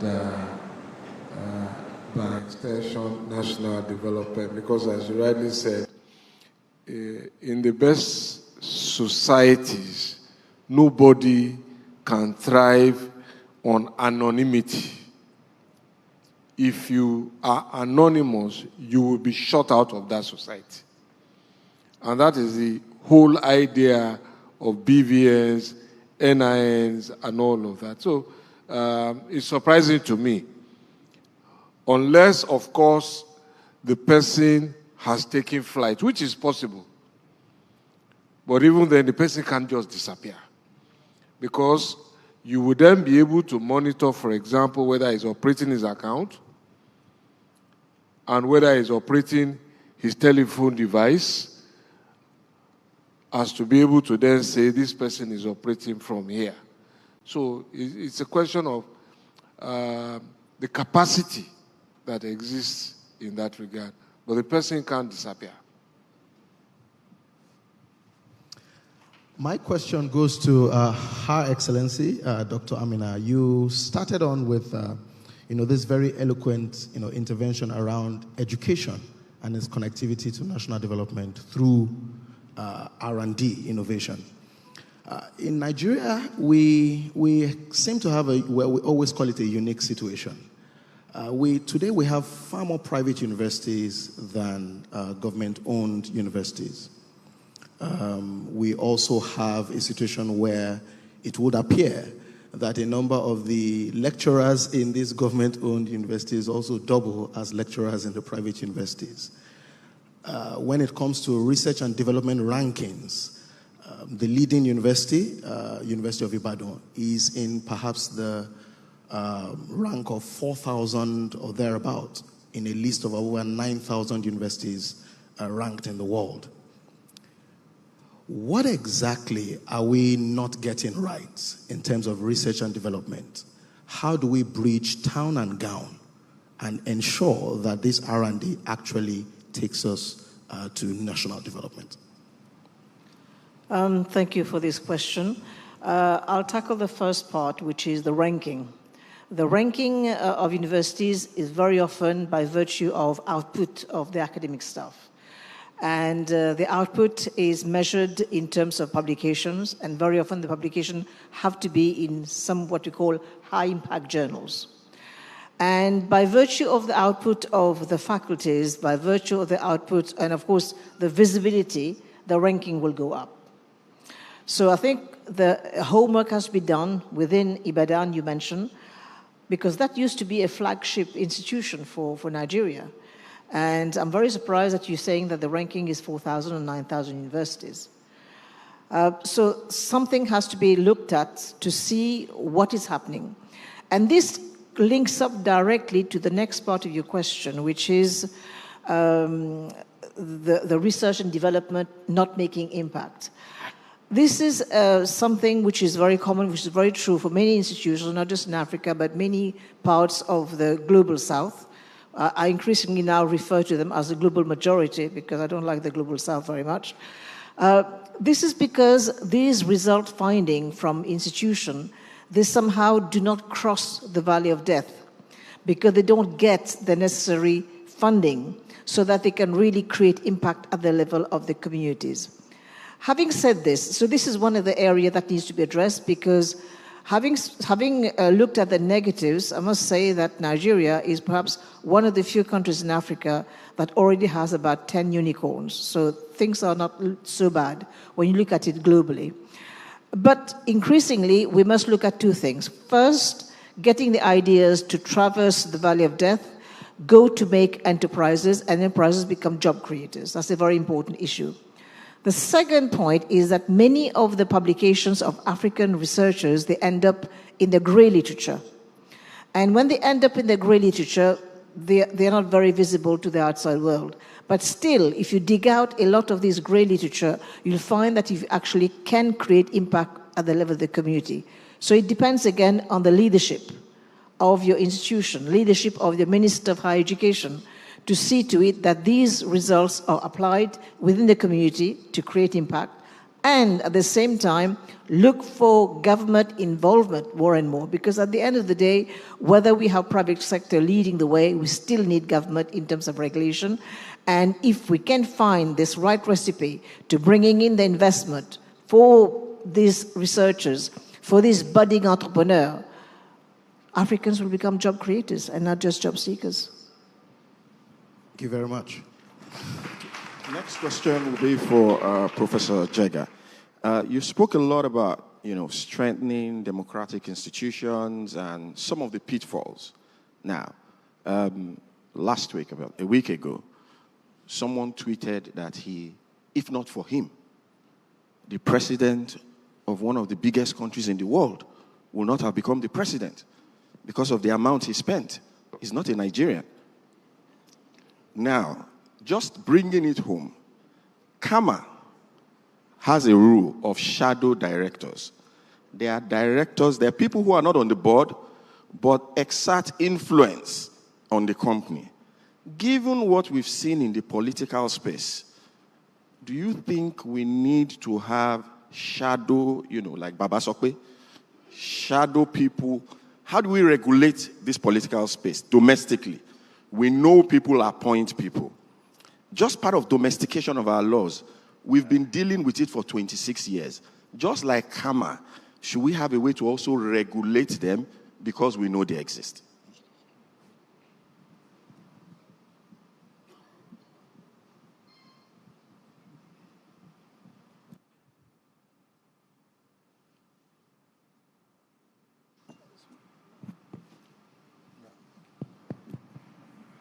Thank you very much for the question. If I understand the question well, I think that regulation is good, and but it has to have a clear framework, and it has to be transparent. So the idea of shadow regulation, to my mind, we should do better. If we are going to regulate, let's regulate quite effectively, rather than use an undercover or underhand process. With regards to the issue of it's a different matter if individuals want transparency and accountability and want to establish a structure through which they can monitor what is happening in the governance space. As you know, it's in the news, the issue of Pat Utomi and his colleagues and the security agencies who thought that this is something that shouldn't happen in a presidential system and so on. To my mind, civil society organizations can establish structures, and monitor what is going on in government for the purposes of transparency. So long as what they are doing is very clear, there is a clear framework, I think it's possible to do it. But otherwise, shadow, if it is shadowy and not transparent, I think it's a problem. Thank you very much, Prof. Your Excellency, Governor Soludo, I don't know if you were listening to Professor Jega while you were in the green room. So I want to give you a right of response to a few things, and I can just recap on that. he talked about strengthening democratic institutions. And, he went from the legislature all the way to the press and then to executive powers. And since you are sitting beside your teacher, perhaps you may want to decide how to answer this. But in strengthening democratic institutions, he talked about repealing the immunity of state governors, talked about part-time legislature, and also talked about, there's one more, but those two particularly are the ones I wanted to address. That what are your views to this? Are these actually strengtheners of the democratic institutions? And more importantly, who should lead the charge in that kind of intervention? Immunity clause and... part-time legislature, especially at state assembly, he said.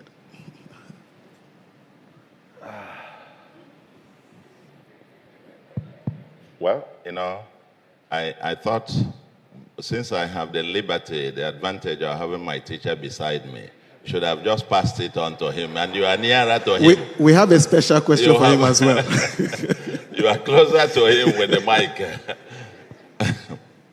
But anyway, I think this is, these are things we need to, it's a conversation. And I had Governor Fashola's point about this, that any of this will also have consequences. I'm not quite sure, given what I now see, sitting there, all the while that this debate has been going on. And I've had my own, I'm in politics, but I'm not politician in that sense of speaking five sides of the mouth. This view is a view that I held, and I have had it before I came, and I still have it. I have these views. Now, the issue of part-time legislature is simply an admission of the unseriousness of the legislature.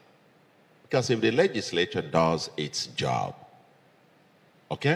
of legislation, of oversight and representation, if it's very effective at this, there is a whole lot to do, as the agenda is heavy. And currently, for example, at the national level, I think they sit 3 days or something a week or so. In my state, they're meeting literally Monday through Friday, because we have dozens of executive bills. They are very busy working on them. As they are finishing, we have pies that they keep working, having public sessions, going on oversight over all manner of stuff. And so it all depends. If the legislature is functional, effective, it has ample work to do, in my view.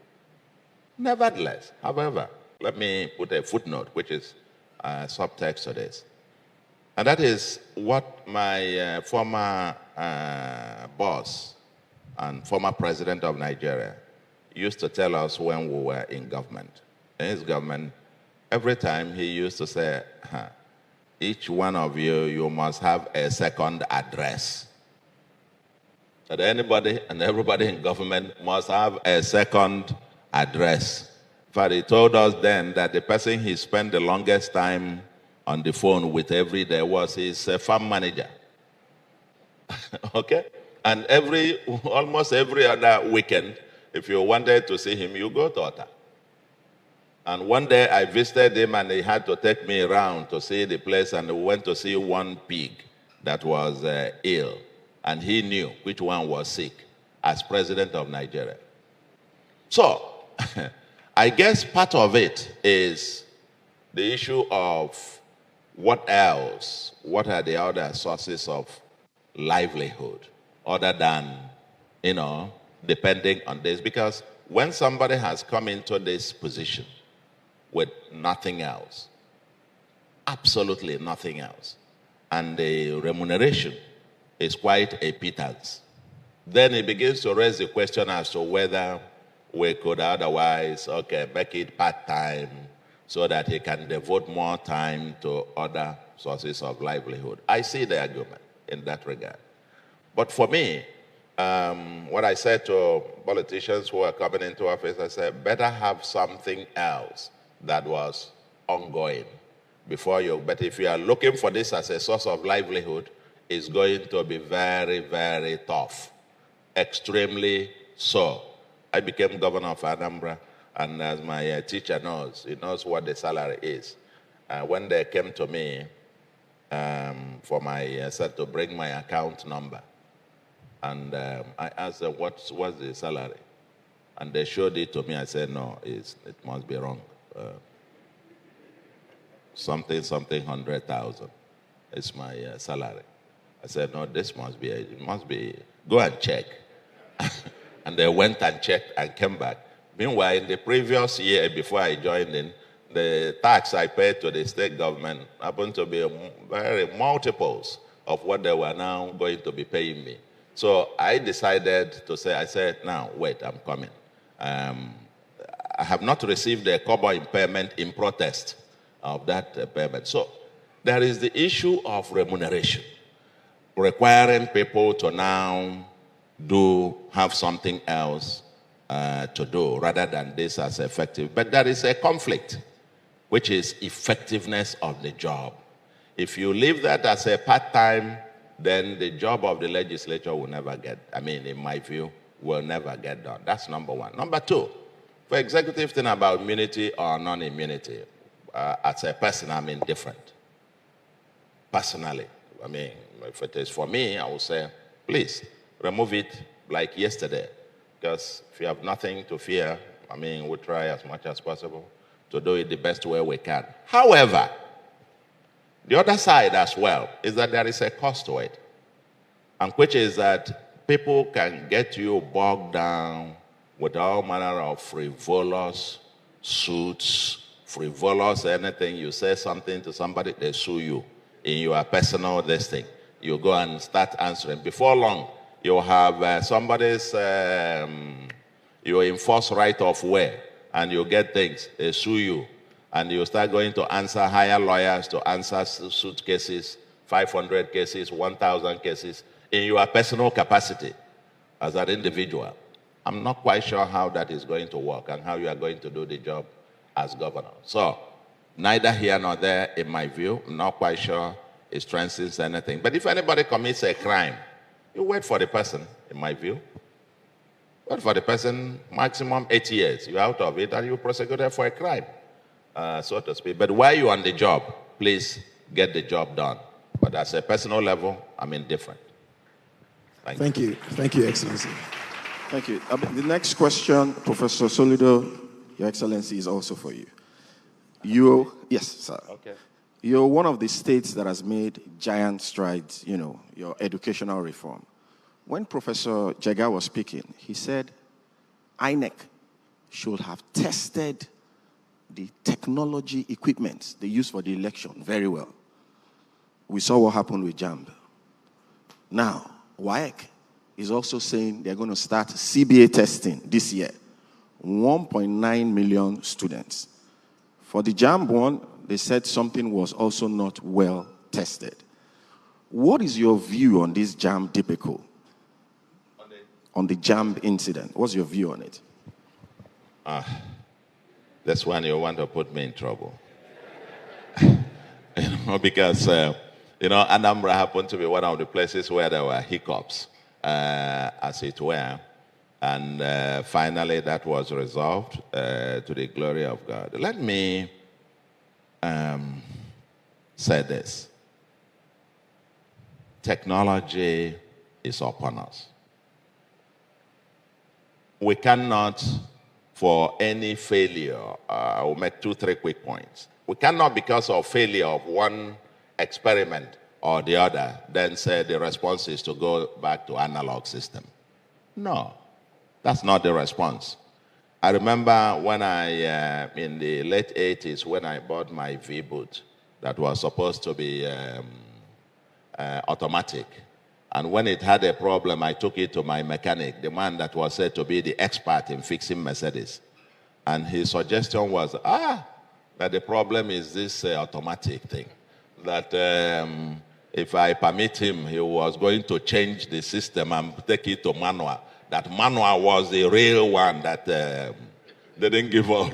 So he will have to downgrade me technologically because that's the one that he knew and trusted.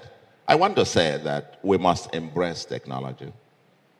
That does not undermine the fact that we need to do a lot of preparations. Stress testing is very important. You think it through. What is it supposed to be?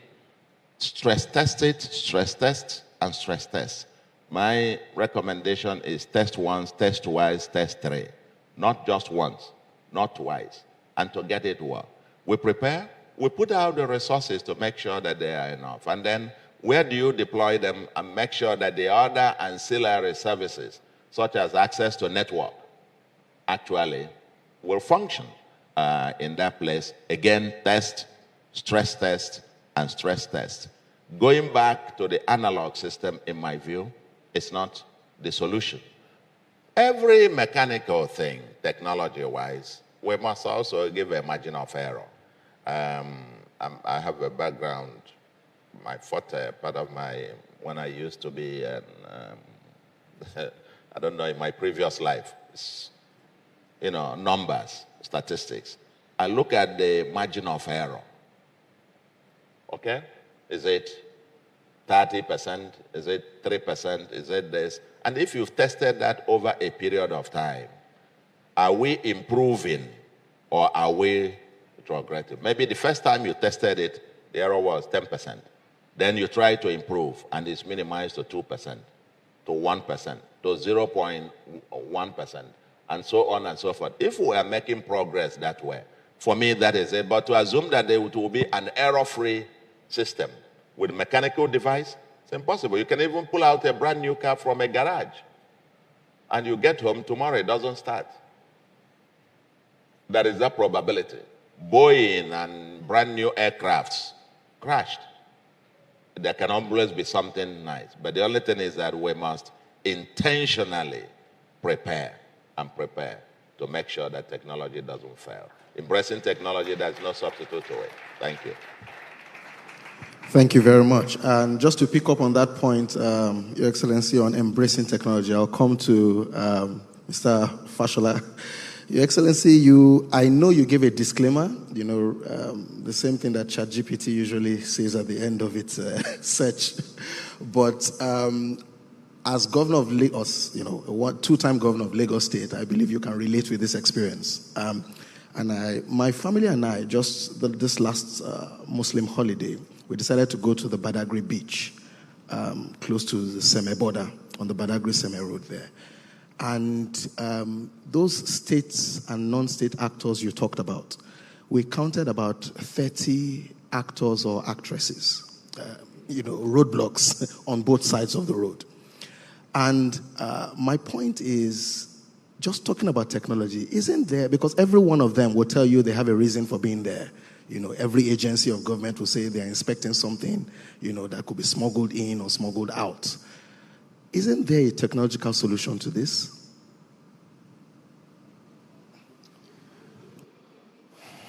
I am in retirement now.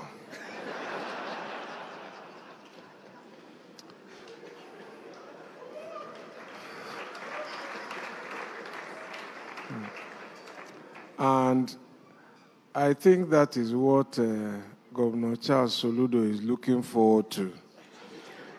When he came in and they were reading his citation, they showed that he became a professor at 38. And I told him that's too much akukwo. So, maybe he might help us with the problems now because they understand the language that those people are speaking. I left 2 years ago. But seriously, there is it's a trade-off. We don't want stops and searches, but data will show that they have yielded troves of evidence They have yielded very valuable apprehensions. But how do we find the balance and migrate from only those physical methods? And I think that's the point you raised, and it's to ask, what are they looking for? They're probably looking for people who are purveying arms illicitly, for example. What is the possible technology by which we can probably apprehend a car that is carrying in its boot somebody who has been kidnapped, except perhaps some of those random searches? But in the event, we then have people who have no authority at all to be on the road, and they erect obstructions in the way of commuters. Of course, there will be a mixture in some places and totally a separation in other places. I honestly can only recall that in the time that I was governor, we had a problem like that across the country that we discussed at the National Economic Council, and then we resolved that all governors should work within their zones to curtail, bring down, or reduce the number of these illegal roadblocks, because they were translating to very measurable increases in cost of services, cost of food, and cost of living. And I think that we succeeded in the main at the time. And I think it's something to go back to now, to review what is necessary, what is unnecessary, and also, as commuters, as citizens, the presence of law enforcement on the highway offers a measure of confidence as we encounter them. But they must not then become the point of pauperization, if you like, as they extort or people do that. So there's a trade-off somewhere, and if there's technology that helps to then address some of what they do, or all of what they do, and we can, as it were, dispense with them, bring it on. Thank you very much. Thank you. Next question is for President Ameenah. So Africa has about maybe 10, 11 unicorns. 30% of those unicorns were started by people who schooled locally in Nigeria. Now, over the last 26 years, we've had about 160 private universities. But there's an issue with the jobs. So there was an article in Bloomberg yesterday or 2 days ago which said African MBA students, as a share of applications coming into the US, has grown from 4% in 2019 to 27%. African applicants by 2024, led predominantly by Nigeria and Ghana. The reason they gave for that is that the African economies are churning out a lot of graduates, and the domestic economies cannot provide enough jobs for them. So as we embark on educational reforms, how do African economies create the atmosphere, the environment, to create enough jobs for these people? Because even the ones we have now, we've got a problem of getting them employed. Thank you. You know, Africa's population by 2050 would be about 2.5 billion. And if you look at the percentage of young people, we are talking about those with the median age of 14 to about 20, 24. So the issue is there in terms of what increasingly people are referring to as the youth dividend. Now, and if you put that globally, if you look at the European continent, it's aging. Japan is aging. So this continent has the ability to be the supplier of manpower to the whole world. But Africa also needs her own manpower for her own development. Now, what kind of development do we want? There are economies, for example, if you look at a country like Austria, if you look at a country like Switzerland, for example, they have not gone into tertiary education, PhDs and all that. They have focused at a certain level. And if you look at the entrance in Switzerland, for example, a PhD program, you find it is quite a small percentage. So what we will have to do here on this continent is look at the creative sector, but not forgetting as well, we've heard a lot about technology, what technology will do in terms of a disruptor for jobs. So there has to be a big rethink of the productive sectors which will absorb a lot of this manpower. The other thing is that while we are producing so many graduates, what are the absorptive capacity of their sectors?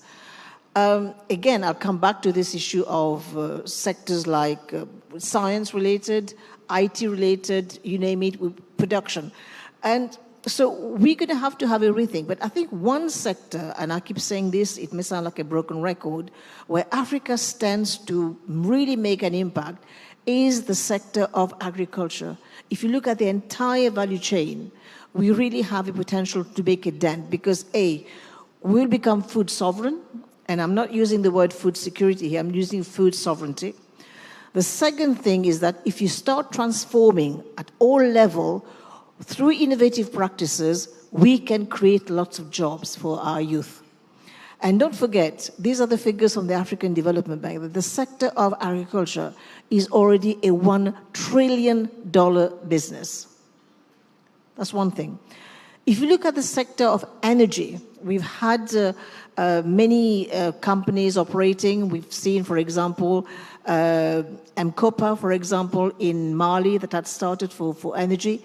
So we need to be able to provide energy to 600 million people every day on Africa that go without electricity. So the potential is there. But how now do we actually articulate our decision-making, our strategy to bring energy, to bring water, to bring food? And this morning I was reading something which was amazing. 50% of Africa's water is located in a country called DRC. 50%. And yet we find that so many other areas in Africa, they are without water. So let us get back to basics. Let us look at what we have in terms of strength, what we have in terms of weaknesses. And increasingly, we need to convince operators, we need to convince many stakeholders to come and invest in Africa. Why it matters to invest in Africa, then you solve the immigration problem. And this is something that we have to be worried. I mean, while people talk about immigration, automatically people look at people dying in the Mediterranean. But immigration is happening intra-Africa, and nobody is talking about it. So we need to really strategize to develop key sectors that will create jobs and that will empower young people as well to become job creators. And technology actually has the means of doing that. And there are many good examples. I won't have time to go into all of it, but telemedicine, where people don't have access to doctors, and yet there's so much that can be done. Drone technology for delivering resources to places which are really remote. All these are tried and tested examples. But we're going to have a rethink at the level of the continent to see how we can transform our human resource into human capital and create jobs for our youth. Thank you. Thank you. Your Excellency, before you put down the microphone, the next question is also for you. Yes. You have to agree that we have to touch on this subject. Democracy is about inclusion. You were, as the first female president of your country. In Nigeria, where we are, perhaps the legislative representation, female legislative representation, is still probably under 6% of the total number of lawmakers at the federal level. In the past 3 or 4 months, there has been a back and forth between a certain male legislator and female legislator. we still do not have a female state governor. And I have one wife and 3 daughters. What are we afraid of? Just to put it clearly. Thank you. Well, I will start with a cliche. I'd say that a bird cannot fly with one wing.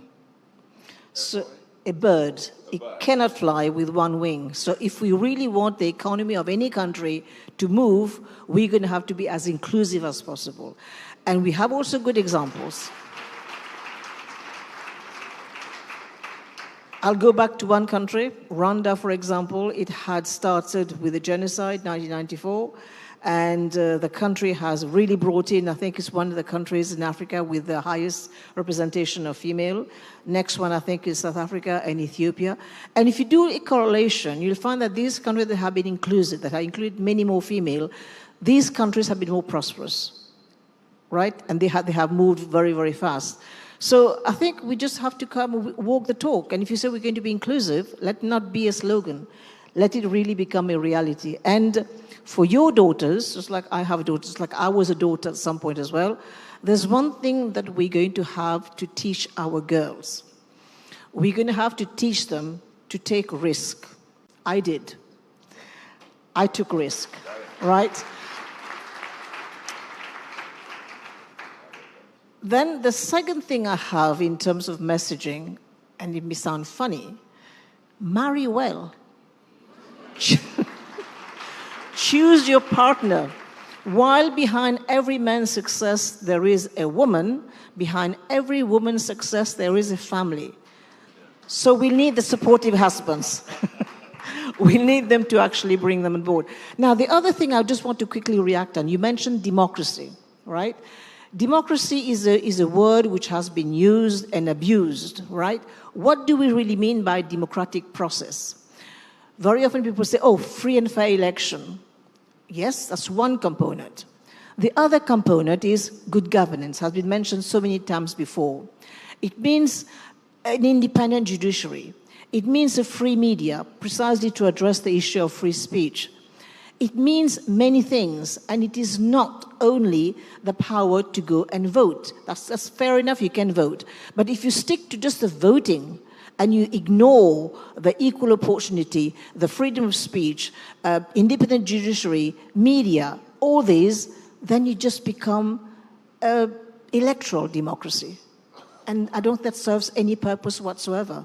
So we've said also for Africa, we haven't really had independence, we've had flag independence. It applies to so many parts of Africa. So let us not make democracy just becomes an electoral democracy. Let us make it work so that it becomes really inclusive and it really brings people on board together. Thank you. Much. Thank you. Professor Jega, the next question is for you. I remember when you were chairman of INEC, you introduced the use of university professors as electoral officers. I mean, you said for them to have passed through the system, they must have some level of integrity. And I think in 2019, you also criticized, how they had gotten involved in some corrupt practices. I think at the last count, 2 of them have been jailed. Just given your experience from an electoral perspective, do you think we should still be using these university, dons for this process, given the antecedents? That's the first question. Number 2 is, from an inclusive perspective, Nigeria, we have BVN, we have the voters card, we have all these things. And a lot of youths feel that just looking at where we are from a technological perspective, why can't we have electronic mobile voting like some countries like Estonia? A lot of people feel that's the easiest way to get inclusion. Can you just give your thoughts on those two?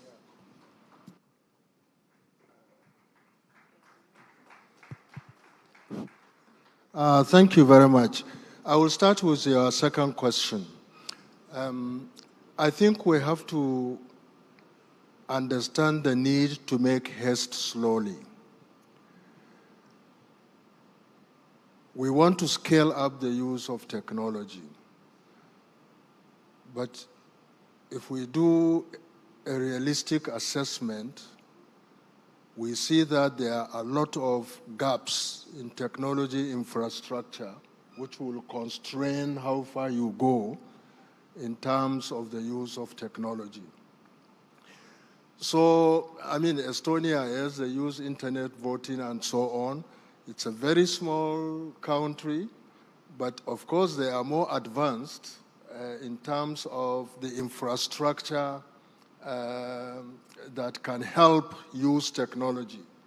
In Nigeria, you are still struggling with internet service, even in some major cities, in certain areas, you know, not to talk about our rural areas, which are terribly underserved. So if you want to say, I mean, you can't even contemplate that. Secondly, there are serious challenges. Even we are not even an equipment manufacturer, and you need certain levels of relative independence, you know, in terms of what equipment you can produce. Otherwise, you become hostage to some equipment manufacturers, and it affects the extent to which you can use technology. So that's why I say we need to make haste slowly. There is a lot that we need to do to invest before we can go. People talk about after the 2015 elections, people thought by 2019 we should be using electronic voting. You know, the Indians are still not using electronic voting. They are using something like mechanical voting, you know, and their equipment manufacturers, they are, you know, they have better technological infrastructure than we do.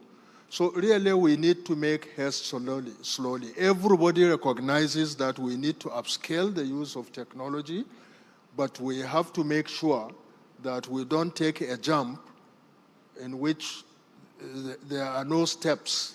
You know, you end up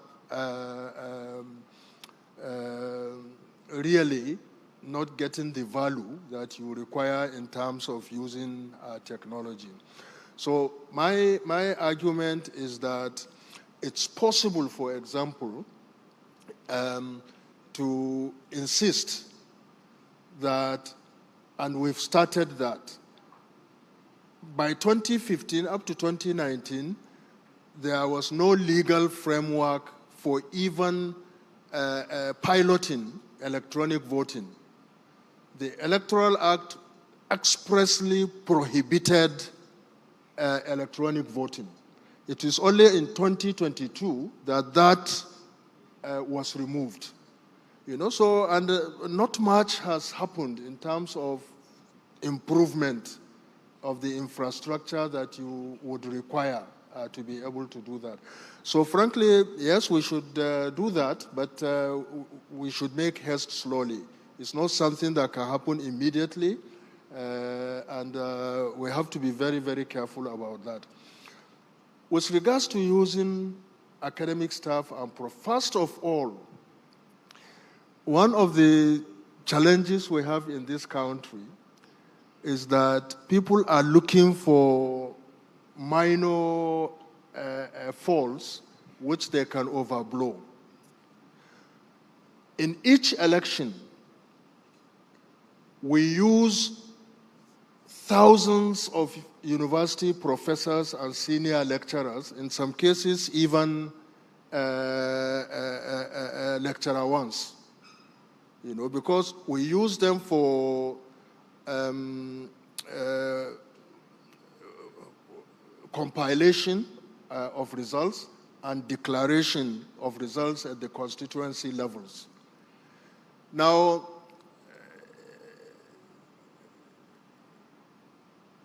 the people prosecuted, you mentioned two, is statistically insignificant, but that is what the media will hype on.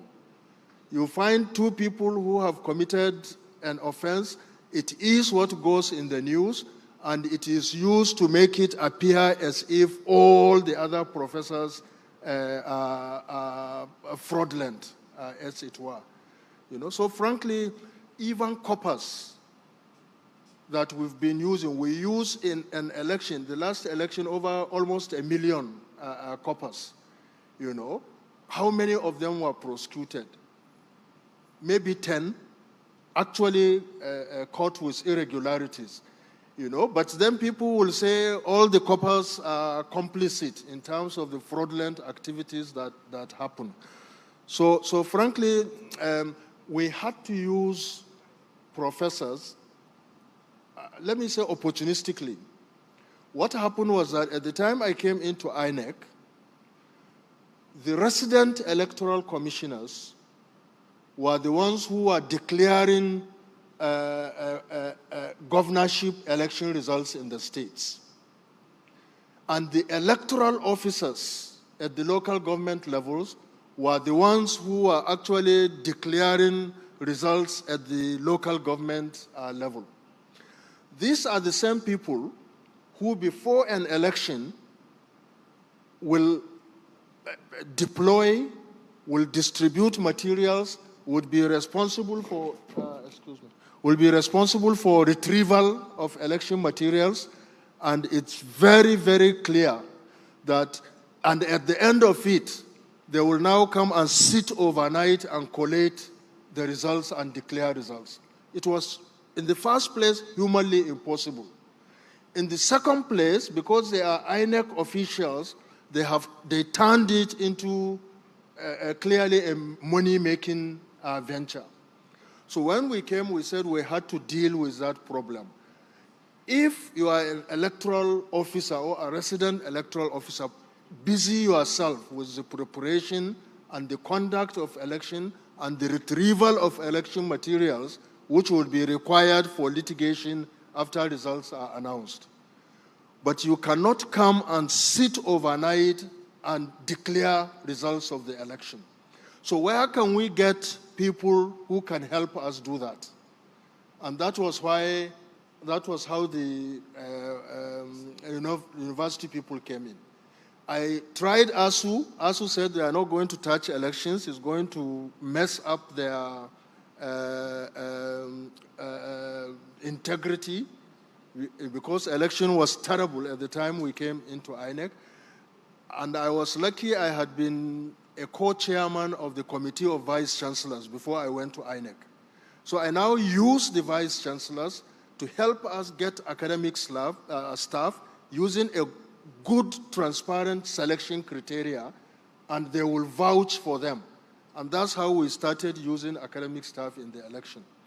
And up to 2015, in fact, after the 2011 elections, the MBA, the, what do you call it, engineers, not Koren, what do you, the professional, the NSC, yes.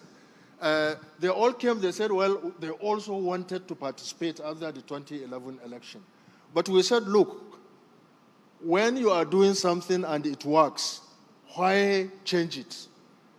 So we stuck with the professors, and I can tell you frankly, the level of integrity they brought to the election. A vice chancellor who had served 35 years in the university system, who has actually become a vice chancellor and has just a few years to retire, substantial, overwhelming majority of them were not going to damage their integrity that they built over the years on the matters of election. Of course, politicians use all methods of inducement, but the fact that only about 2 professors, not to talk of vice chancellors, professors have actually been prosecuted for electoral offenses, frankly, is statistically insignificant. It's terrible that it has happened, you know, but I don't think it's something you can use to say that we shouldn't use those people who added value to the election. Follow-on question from online. When you were speaking about, you know, make haste slowly, someone typed in the question online that, but when we were doing trader money, we were using mobile to send it to people. No, I think, okay. Said we're using mobile to send it to people. So I think that from a mobile perspective, are you saying we should give it some time, in your view, are you saying, look, maybe we'll give you 5 years, 6 years, 7 years or something, but should it be something we're looking at? Of course, now that the ban has been lifted, it's now for INEC to begin to, first of all, look at what technologies are available, which technologies are adaptable, and which ones can they even start to pilot tests. You know, for example, in cities, maybe in Abuja or in elections of professional associations, you can deploy some electronic voting systems to begin to pilot test them.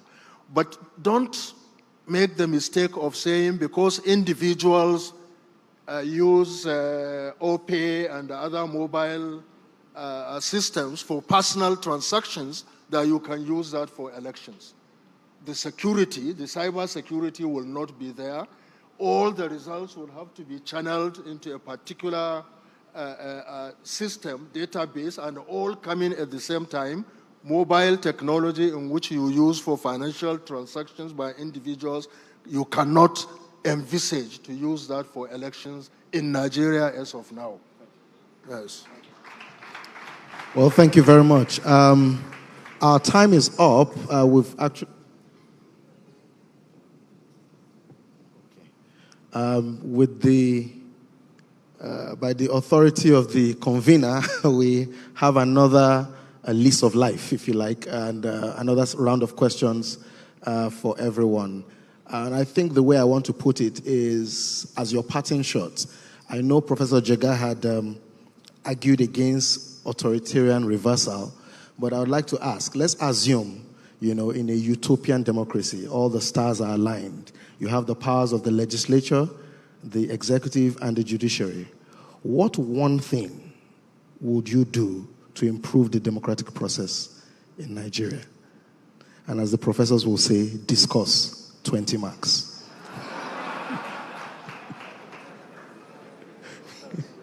Professor Jega, over to you, sir. And then we close. Frankly, we shouldn't joke about the possibility of authoritarian reversal. And that's why we all have to be engaged to ensure that the conditions, you know, the possibility is checkmated. First of all, there is what scholars call global resurgence of authoritarianism. And we can see it even in places like the United States of America. In countries like ours that have had a long history of military rule, that are being constrained by the legacies of military rule in the practice of democracy, and in which our politicians are so reckless and so short-sighted, you know, in the way in which they practice democracy, the possibility is always there, as I said, like a sword of Damocles hanging over us. So we have to take it serious, and we all have to be involved about how we can improve, you know, deepen the democratization process, improve democratic mindsets and the value reorientation, and strengthen institutions so that they can actually be strong enough to withstand the challenges that politicians pose with their authoritarian disposition. So we really need to pay attention to that. Of course, there are no easy solutions, as many of us say, but we just have to keep on improving. We must never allow that to happen.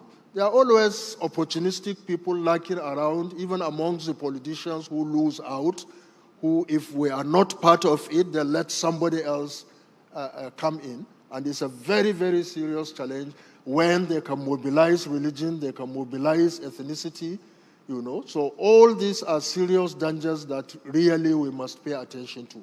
And to my mind, value reorientation, which Soludo spoke about, strengthening institutions, and of course mobilizing citizens for active engagement in the political process, in order to keep on improving the integrity of the process. I think is very, very important. And civil society organizations have a responsibility also in that regard.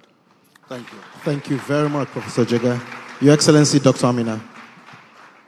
I think the previous speaker has summed it all very nicely.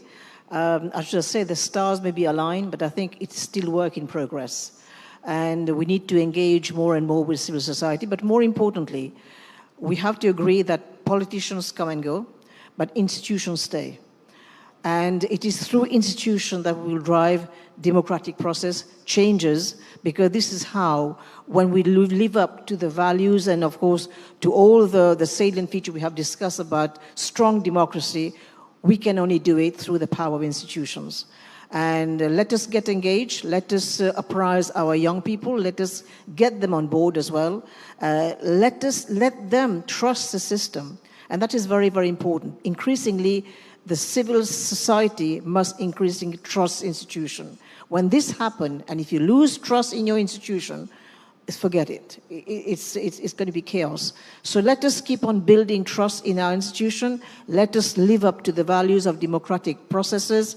And this way, we can be assured that generation upon generations coming after us will ensure that they live up to the expectations. Thank you. Thank you very much.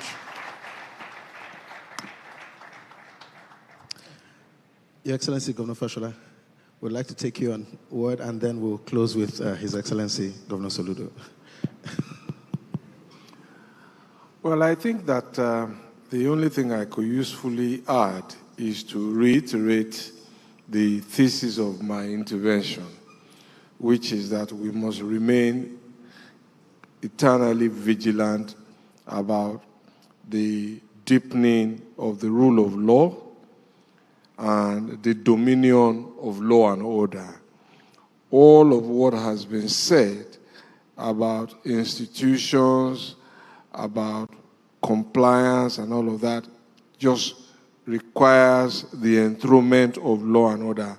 It is impossible to assume that we would have a perfect collection of compliant people in every community, club, village, or society or country. But it is law and order that enables us to ensure that there are consequences to their deviant or non-compliant behavior.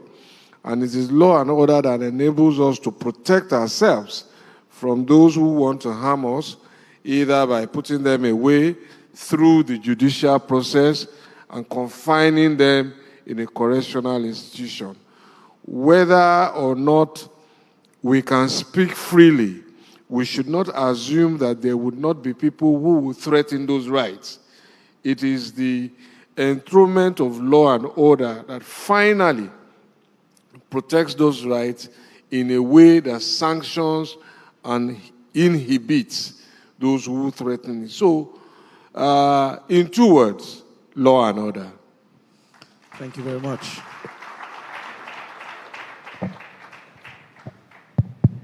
Yeah. Your parting shots. On the same one? On the same. Oh, thank you very much. I thought that they have finished the summary, and mine is just to thank you very much and thank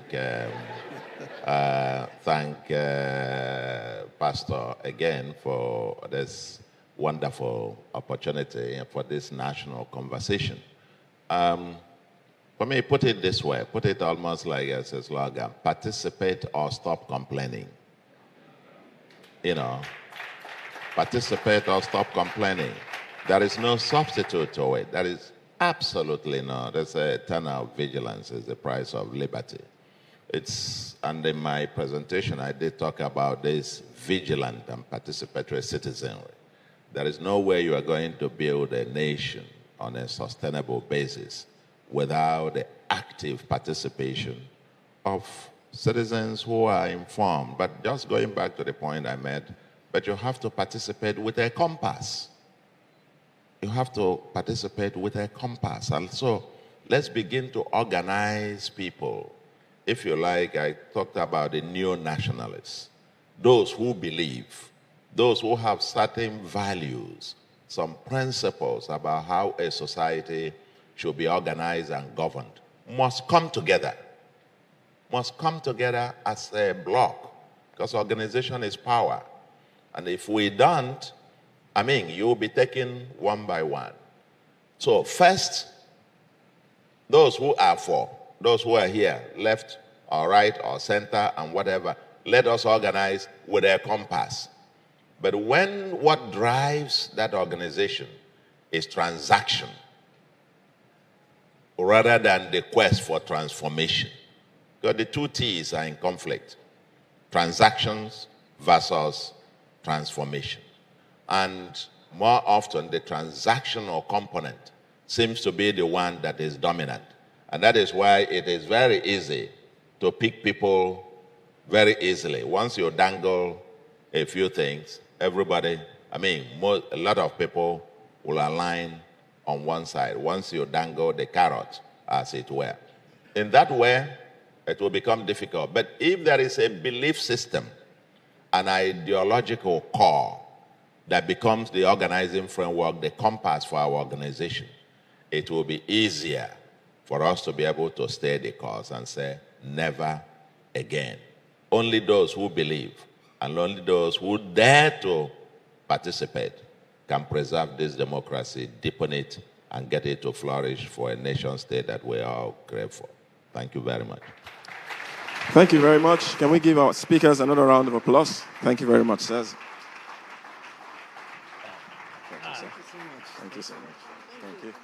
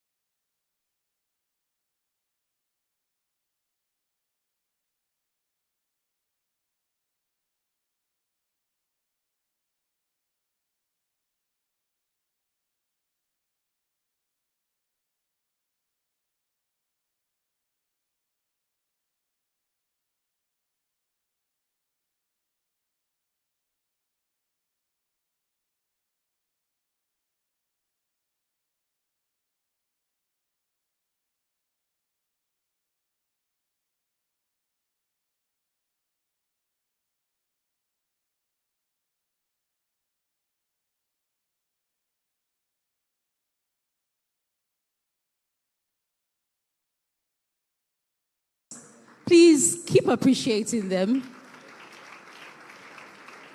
We've truly been honored to experience what I call a masterclass, a free masterclass in democracy. So as we demonstrate as a sign of honor, let's allow all of our speakers as they are ushered into the green room, as we keep applauding in appreciation for the contributions we have so graciously received from them this morning and afternoon.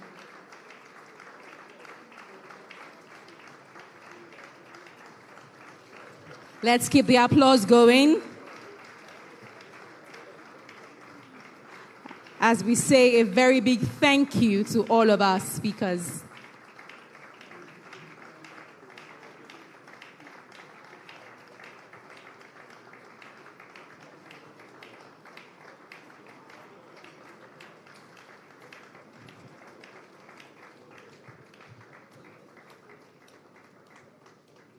And of course, please, a round of applause for yourselves. You have been the most excellent audience. Thank you so much for your presence here. And also thank you to all of our participants online. We'll say once again, Happy Democracy Day and God bless the Federal Republic of Nigeria. Have a wonderful day.